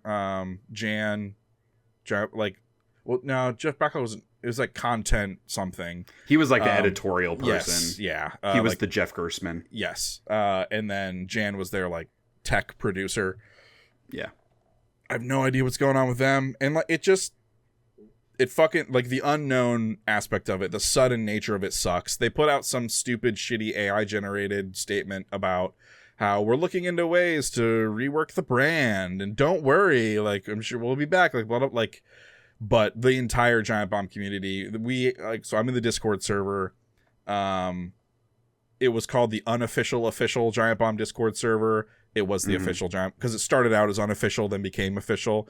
We are now happily, proudly unofficial again. And it's just the whole past week or so, it's been every one of us in there commiserating about how shitty we feel. Like Vinny and some of those guys have hopped in to kind of share some memories and stuff, and that's been fun. Well, not fun. It's been cathartic. Sure. So like that whole stuff's been going on. Have not been taking it very well. Full disclosure, right. I have not played a video game besides Picross 3D on my DS for like a week and a half. I just can't seem to get myself to play a video game right now. But talking about games on this has helped me feel a little bit better. I will say that. So Good. There's that whole part of it. Like my personal attachment to Giant Bomb aside. Sorry, this went a little far afield of what I wanted the discussion to be. All that stuff aside, like these are two, GameSpot and Giant Bomb, two tentpole voices, sources of information and content around games that filled in the fringes of gaming culture that are potentially gone. I mean, Giant Bomb is done. It is done. Fandom might prop up the husk of the brand Giant Bomb and like bring in, I don't know, fucking Mr. Beast or whoever the fuck they want to get, content creator, and slap him on and say he's Giant Bomb now. It's not. Like, the soul of it is dead and gone, unfortunately. And the entire community is agreed upon that. I don't know what's going on with GameSpot. That stuff's more complicated. That's not a community that I'm plugged into, so I don't know. I'm a fan of a few of the folks over there, like Tam, Lucy, Emma, until somewhat recently Bailey Myers. Good folks over at GameSpot. So there's that whole part. Like, losing those voices fucking sucks. And it's because this executive at Fandom just fundamentally doesn't understand what they bought. And that's always been Giant Bomb's story. From Whiskey Media to CBSI to Red Ventures, now to Fandom. They've never really understood what they've had or how to like make money on it. Yes, like more importantly, how to monetize it. Because like, they're going to CBS, try. Yeah, because at CBS, they were like, hey, we need you guys to like slow down on the podcasts because there are so many people listening, it's costing us money. And it's like, how about you just fucking put some goddamn ads on the thing, you fucking stupid idiot? Like, how about you put forth the effort to figure out how to monetize literally the most popular video game podcast there is? Like, how about you guys do that part instead of stopping doing the most popular video game podcast there is? Zero understanding of what they own. And this, like, it just happens to them over and over and over again. And Vinny was telling some stories in the Discord about like some wins that they had and stuff over the course of like when they split off to GB East in New York. Right. Vinny got like some good wins there for like salary reworking and all this other shit, like just dealing with corpo heads who didn't understand. But like fundamentally, it both simultaneously can't exist under these corporate entities and also can't exist not under these corporate entities because of like some of the resources that they were given access to. It's just like in a world where someone gave two shits up there, it would have made such a difference. But the problem is if they gave two shits, they wouldn't be in that job, because you have to not give a shit in order to do that job. That's the whole point. Yeah. Yeah, I think we continue to see consolidation in games media, just like we see consolidation everywhere. And when you have two of something, you're going to try to get rid of one of those. Yeah. Rather than try to understand what makes them different and valuable as separate entities, you're going to try to streamline and consolidate. So it makes sense in like a sinister, everything is fucked way. Totally. I don't want to miss on Polygon, because they also that's the other half of this. Right. Like they laid off like the entire company. Basically the entire company, and they sold co-founder Chris Plant. Yeah, like Chris Plant was not like consulted at all in the working of this deal. That fucking like, hey folks, go check out the Besties podcast if you don't already. Chris Plant's on there with like Justin and two of the McElroys. The McElroy brothers. And like that's a fantastic podcast.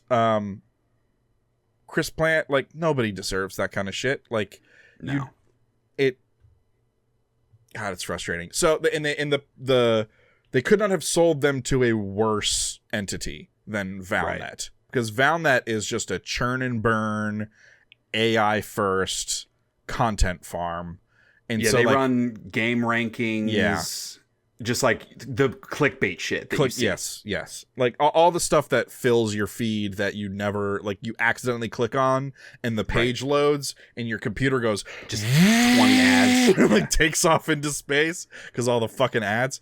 It's just that shit. And it like all the articles that you've tried to read but are nonsense because they're written by AI, content farming from other authors.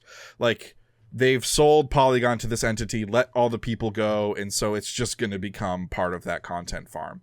Which, like, at a certain point, we need people to write the articles that the AI bots are pulling from to source their data. And we kind of don't have those. Articles. We kind of don't have those anymore.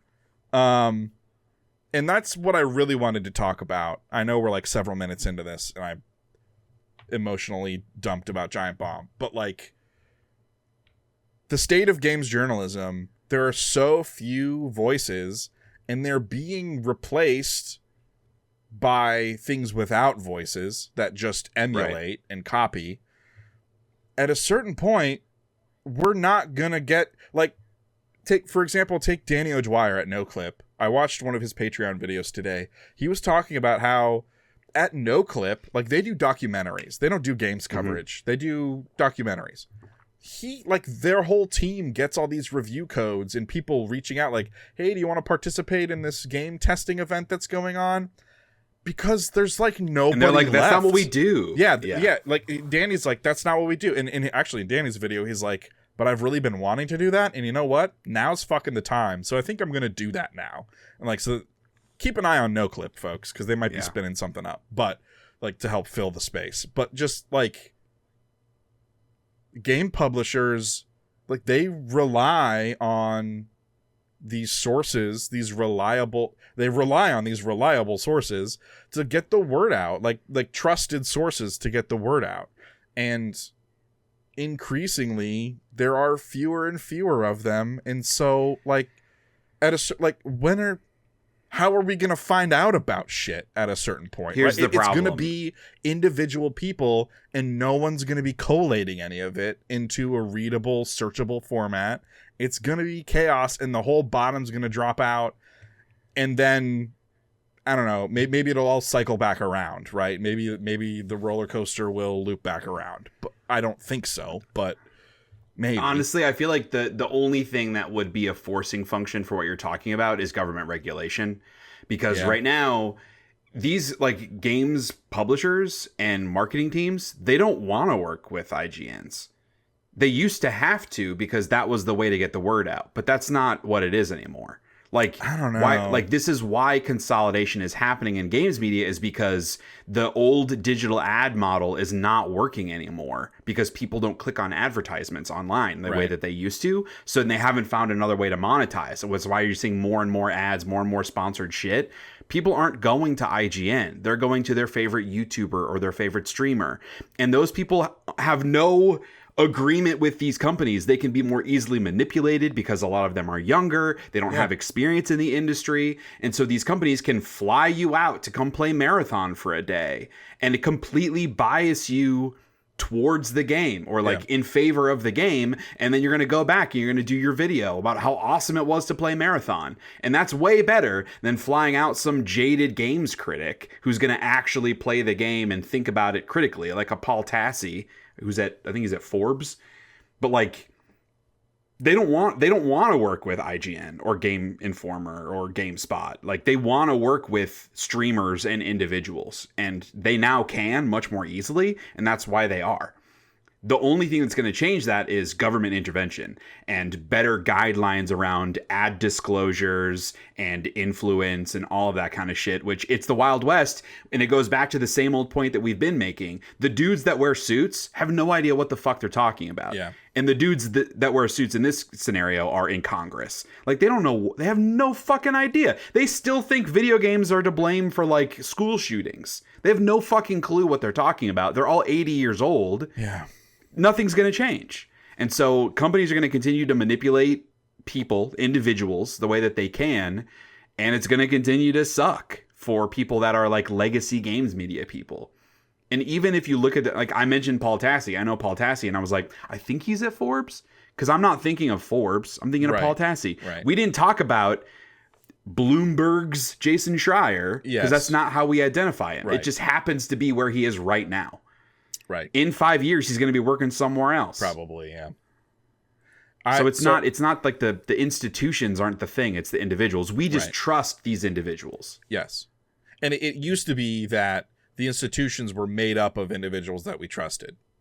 And that is, and just like game developers, like the name of the developer matters so much less than it ever has before, is because like turnover is crazy because corporations are more churn and burn than they've ever been because the numbers got to go up, right? So it's like, it's the same deterioration on both sides of the aisle, I feel like, is the deterioration of the brands.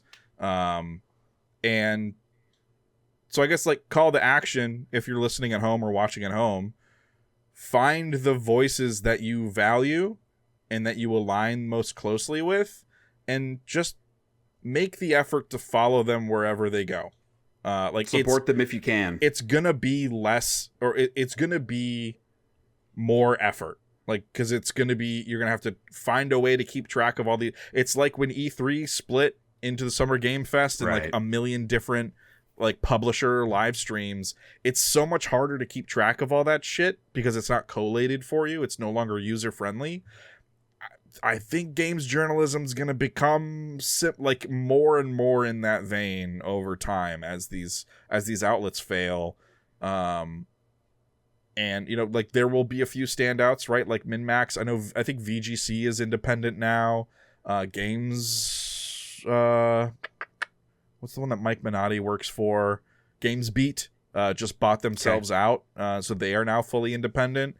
So like if you care about independent games journalism as an entity that's going to collate, sift through the mess and collate this information for you, and if there are voices that you care about that are at those entities, you should support those entities, because otherwise they might not be around for you. And then maybe it's just, and then you're going to start buying games without knowing what they are and wasting money and time. And listening to the opinions of people who were paid to talk about the game. Right. Yeah. Not a scenario we want to be in. That's not consumer safety. Right. It's advertiser safety. Yeah.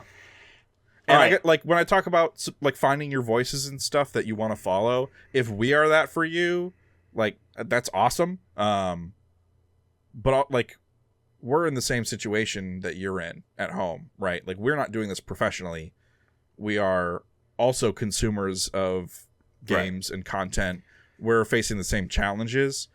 And like, I'm doing my best to like so because this depresses the shit out of me. And the only way I can function is by finding some measure of control over it.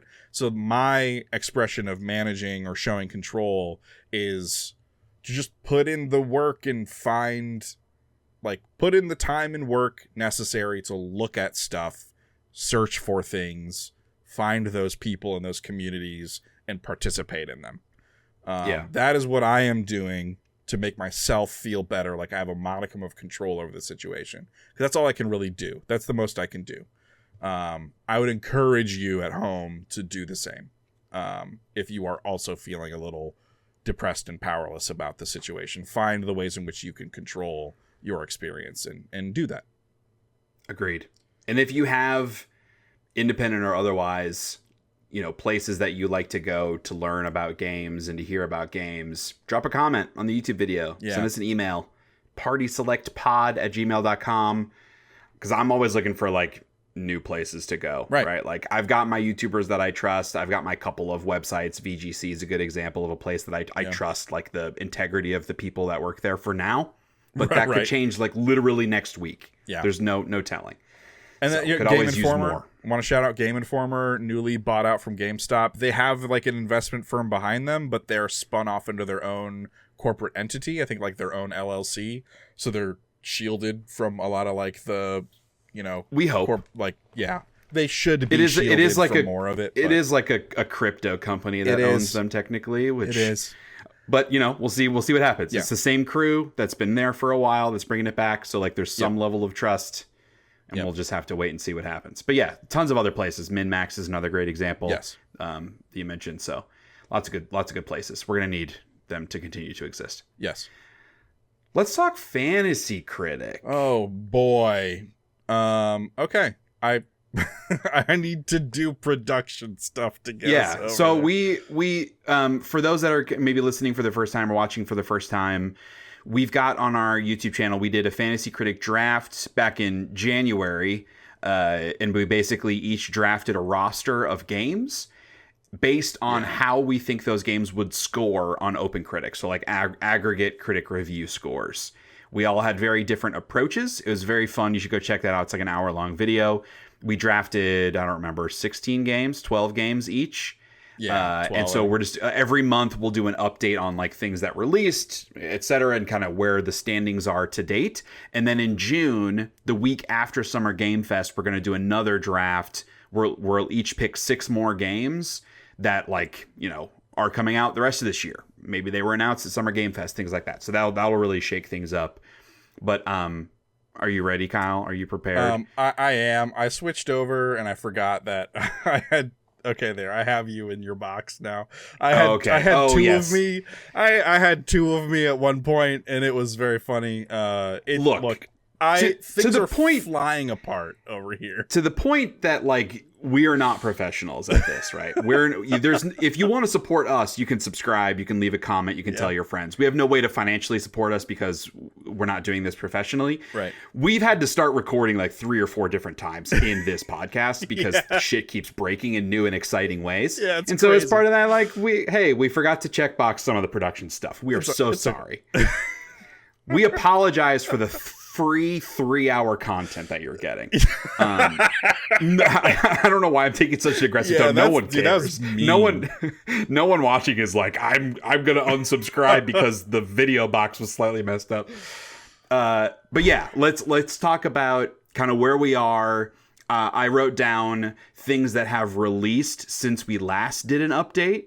And then also things coming out in May that affect our teams, and then a couple of other big news stories that I think are going to impact kind of where we've been. Yeah. So in the month of April, actually 4 games that were on our rosters came out.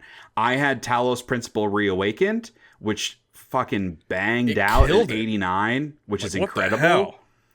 That's my strategy, baby. Remasters. That's the Crazy thing. It's easy. 10 plus points on the score. Sure. And then Kyle finally got on the board in a big way. You took a bunch of big swings, and assuming this stuff comes out, it's a lot of late in the year stuff. Right. But you had 3 games come out this month.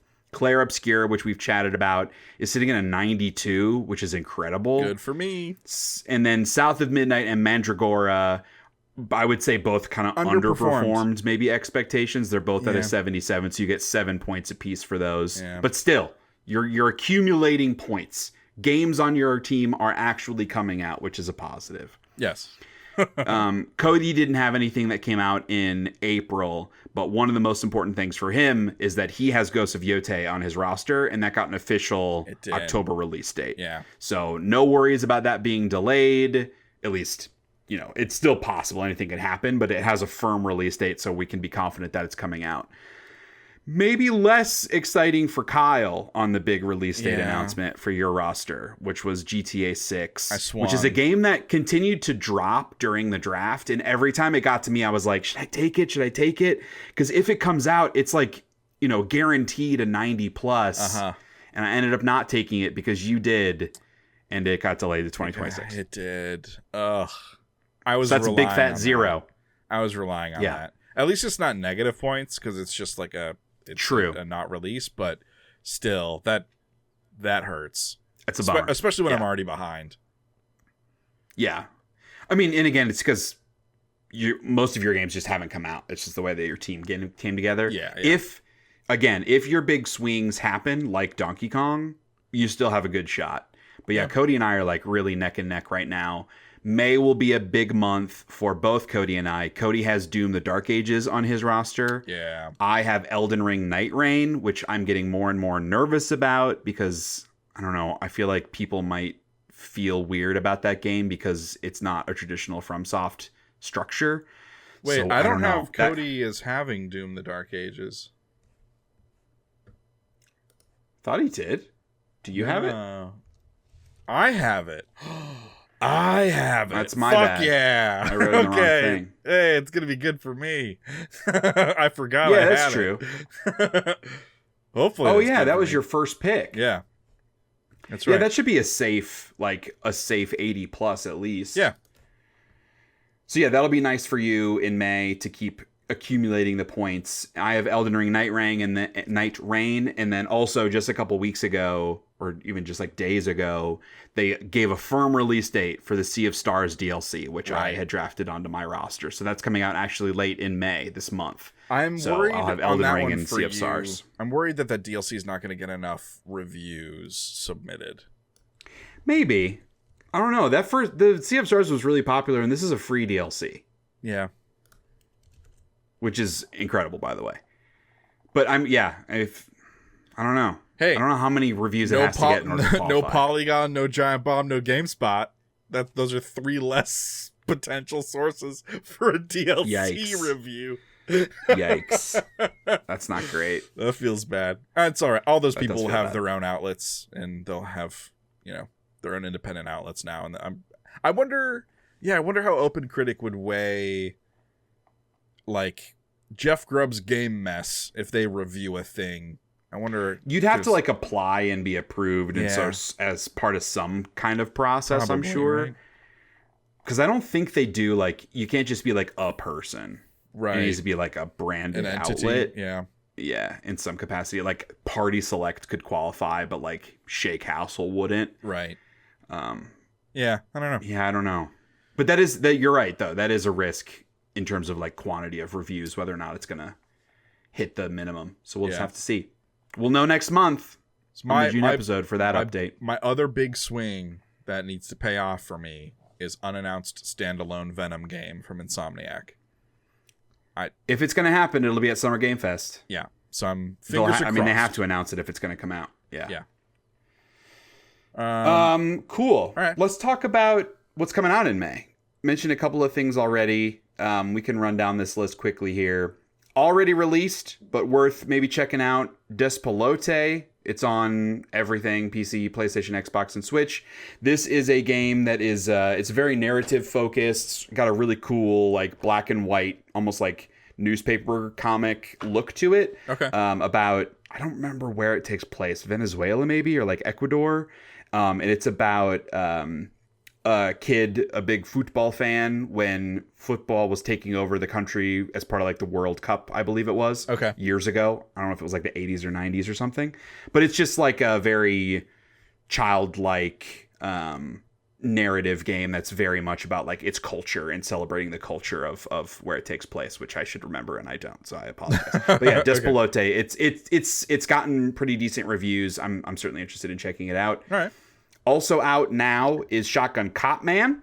I played this as part of the Steam Next Fest earlier in the year and had a really fun time with it. It is a side-scrolling, pixel-based sort of platformer shooter. Yeah, it's super fun. It's got a really fun tone, and that's on PC and Switch, so really easy, like, pick up and play Steam Deck or, like, Switch handheld type game. Yeah, I watched Dan Reichert play a little bit of this on his aforementioned deleted VOD stream, where he kept pausing it and looking dead into the camera and going, "You would not believe some of the conversations that I've had with these higher-up executive types. Fuck fandom." It's just like bros going off. But yeah, so in between his ranting, he was playing some Shotgun Cop Man. It seems interesting. Yeah, it's a good time. On the 8th is Creature Keeper, coming out on PC and Switch. This is sort of like a it's a pixel art kind of top-down perspective game where you are like befriending monsters and they will fight alongside you in real time. It's got kind of like an early Zelda game vibe in terms of the combat and stuff, but then like you're befriending these monsters, they'll run around and bounce around by you and use their moves in combat with you and stuff. They have like each kind of like their own little skill tree thing, because like as you're progressing, you're getting food items and sharing them with the different Pokemon like creatures and increasing their stats or abilities and stuff and leveling them up kind of as you go along. So sort of like a real-time Pokemon game almost. That's Creature Keeper. Also on the 8th is Pixel Schreier on everything. It's coming on everything. That's a Stardew Valley like that I think is a little bit more about the combat and exploration, but still has all the other trappings of those types of games. That's Pixel Schreier. Third game on the 8th is The Midnight Walk. On PC and PS5. This is from the Lost in Random folks, and it very much looks like it's from the Lost in Random folks because it's that Tim Burton dark animation style. It's sort of character action platformer, puzzler, narrative adventure, kind of that genre. Looks really, really, really good. Really cool look. The fourth game on the 8th? Yes, the fourth game on the 8th. Revenge of the Savage Planet. I think some previews for this have already gone out. I saw Nextlander streaming it early. Coming on PS5, Xbox One, PC, and Series X and S. The first Savage Planet game was a first-person game. This one is a co-op third-person game that has like a little more... It's still that same kind of Metroidvania-like exploration with that tongue-in-cheek, kind of very dark humor. In the sci-fi setting, so it's got all the same kind of trappings narratively of the first game, but this time it's kind of pulled back third-person co-op. That's Revenge of the Savage Planet on the 8th. Yep. On the 13th is the aforementioned Doom: The Dark Ages, coming to PC, Xbox, and PlayStation 5. Yeah. Crazy. Looking forward to that one for sure. Yeah, I'll probably just play it on Game Pass. Probably. Yeah, I'm going to play it on Game Pass. Yeah. On the 20th is Roadcraft. This is a Saber Interactive game along the lines of their like SnowRunner vehicles in harsh conditions video game. This one is a little bit more about crafting roads. It's more about like fixing infrastructure, like you're fixing and constructing bridges and roadways. So it's not like you have to drive out into the all-terrain stuff, but you're also bringing your big rig and your backhoes and your large cranes and you're constructing stuff. It's one of those video games for those kinds of people. And when I say those kinds of people, you know exactly who I'm talking about. Yeah. That's Roadcraft on the 20th. Also on the 20th is the Sea of Stars DLC called Throes of the Watchmaker. This is on everything that Sea of Stars was on. This is a free DLC that they're saying is like 8 hours worth of content. Crazy. They're also adding co-op. Amazing. Yeah. Unbelievable. I really should play... I didn't realize they were adding co-op. Is that for the whole game? Or is it just the DLC? It's a good question. I'm not sure. If it's the whole game... I assume it's for the whole game, because they're also adding a new party member, like a new character party member. If it's the whole game... I think it's up to 3 players. Kara and I should play that together. because I never beat Sea that of game was Stars. so good. I know. I'm so bummed Yeah. that like neither of us just ended up going back to it. Yeah. I should do that. Are you A new Googling it? free update, Dawn of Equinox, 3-player local co-op. Explore the game's world. Yep, so it's for the full game. Okay. Yeah, I want to play that with Kara then. That's cool. Yeah, Sea of Stars rules. All right, that's on the 20th. On the 22nd is Teenage Mutant Ninja Turtles Tactical Takedown. Say that 5 times. The Human Torch was denied a bank loan. TMNTTT. This is only coming out on PC, to my knowledge. I don't know if it'll get console releases later, but this is that XCOM-like Teenage Mutant Ninja Turtles game. Kind of interested in this. I just want to see what they do with it. I want to see how it is. That's on the 22nd. On the 23rd is Tainted Grail, The Fall of Avalon. It's hitting 1.0 on the 23rd.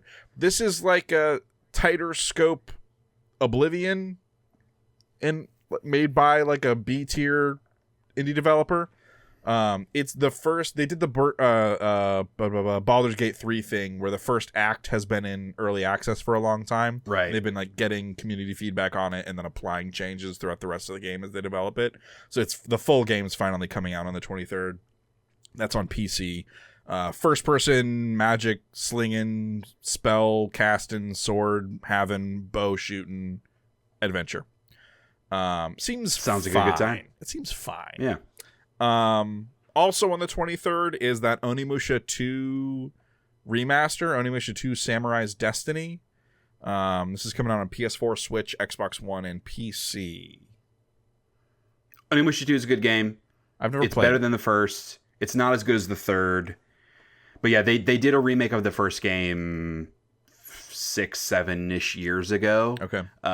So they're doing it now to set up the new Onimusha game. I think it's got a date later this year. Oh, does it really? The Onimusha 4. I Because believe that looked good. That reveal trailer was like, ooh, I could go for some of that. Yeah, it looks cool. On the 28th is To a T coming to PlayStation, Xbox, and PC. This is a game I've had my eye on for a while. It is by the creator of Katamari, published by Annapurna. Pretty good track record. It's going to be weird as shit. It's a little boy who's like in a T-pose, and it's a lot of like interactive kookiness. Oh, fun. Okay. It's, again, just a really good like Steam Deck fun game. Sure. So I'm almost positively going to check this out and play some with my kids. That's cool. 29th is Bitcraft coming to early access. I keep getting emails about this in alpha, and I just figured I'd just wait until it entered early access. This is coming out on PC. It is a voxely looking, like potato graphic, blocky graphic, fully 3D MMO, shared world, survival crafting, town building, user generated economy video game. I think that's kind of the whole deal.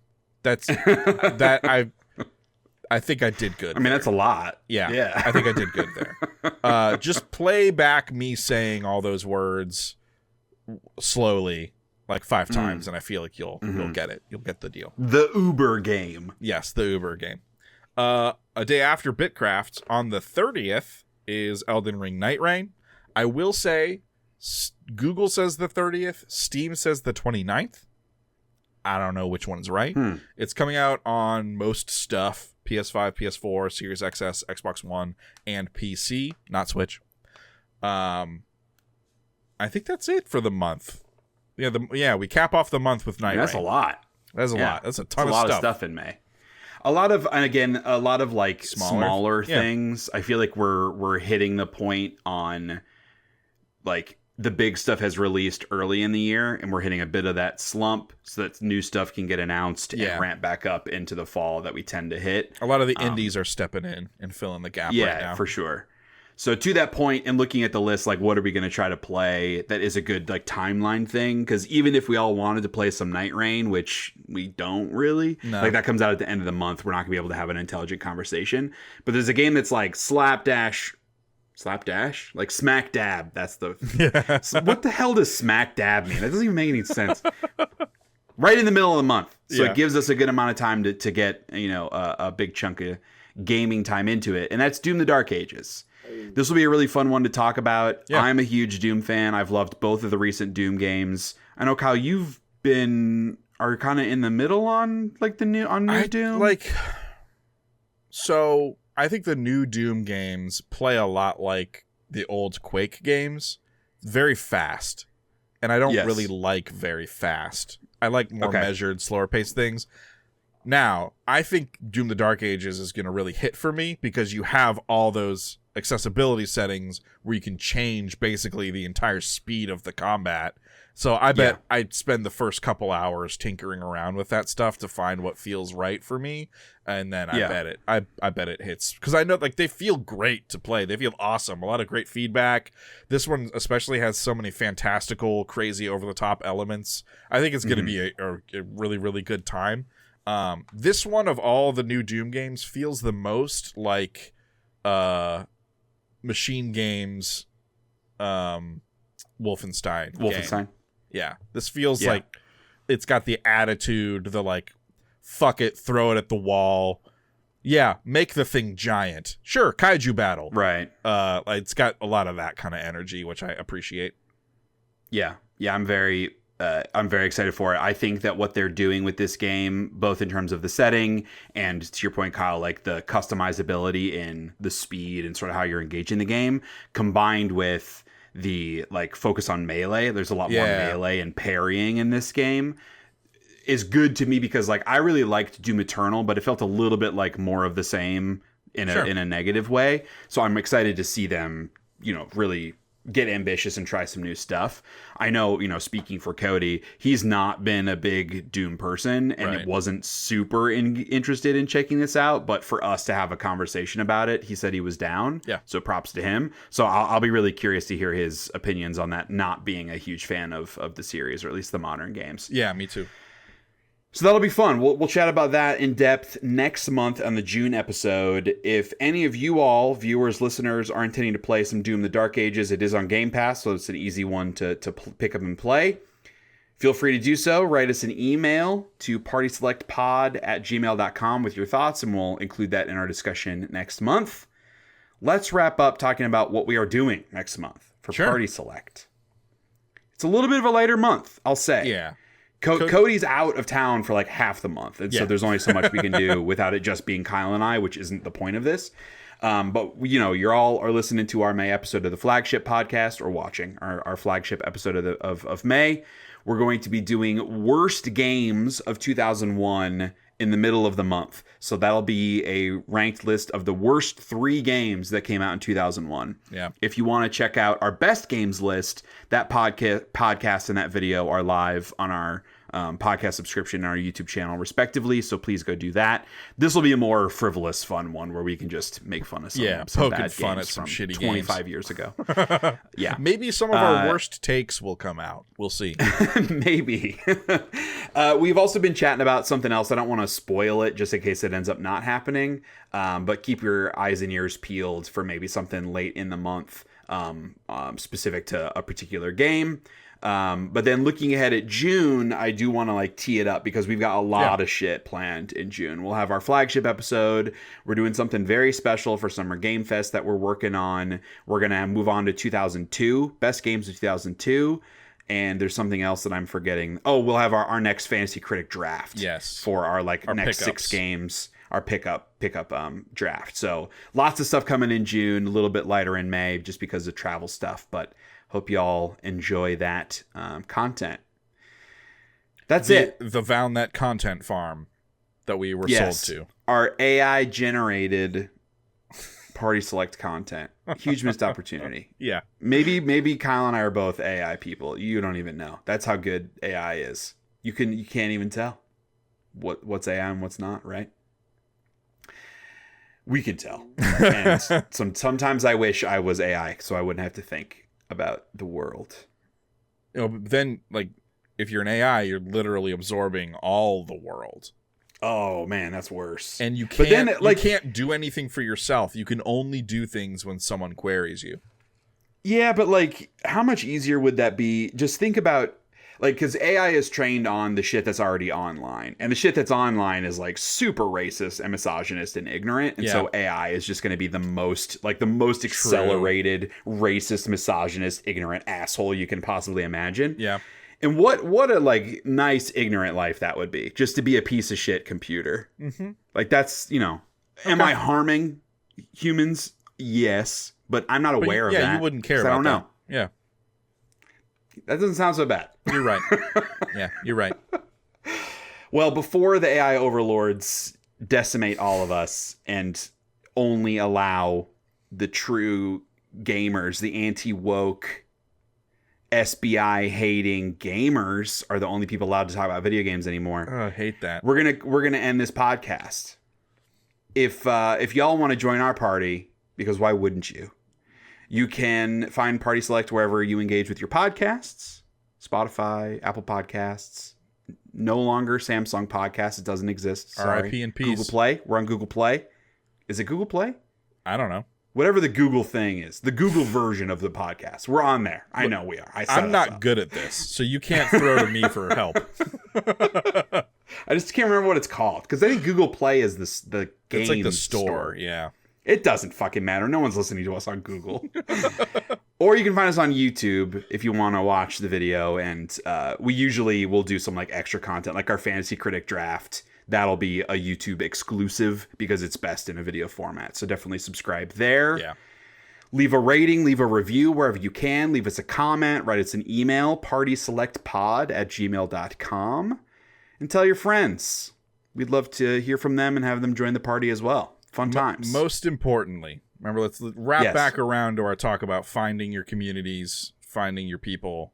If we are that for you, maybe you have other similarly positioned or similarly minded folks in your life that you think would like hanging out with us too. So, and like this is very self-serving, but I'm going to be vulnerable and say it anyway. If you feel like we're your people and you like how we think and talk about games, man, I would love to hear from you. That would be not nice. In a self-congratulatory way, but it would make me feel like good about just the state of things. Yeah. So if you like our stuff, and I listen to lots of podcasts and watch videos and have YouTube creators, etc., where I'm watching their stuff and I'm like, I would be friends with that person. Yeah. If you feel that way about us, I would love to hear from you. Yeah.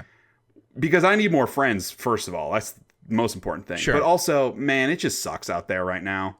Talking about Giantbomb and GameSpot and Polygon and all these places being shuttered and just the state of capitalism and all these people destroying the things that we love.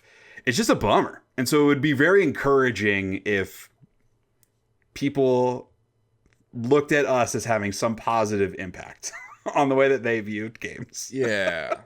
And maybe someday you can return the favor for us. You can start your own podcast and we can listen to it and really like it. That would be nice. But don't do that because that's competition. Fuck you. Good luck coming up with a name. It was very hard for us to find a name that we liked that was available. The process everywhere. was painful.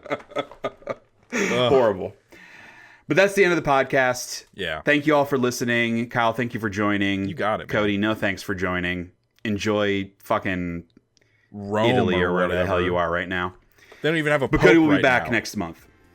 What are you doing there? They don't even have a pope. He's in the conclave. Invading the conclave. All right, that's it. We will see you back in the next episode.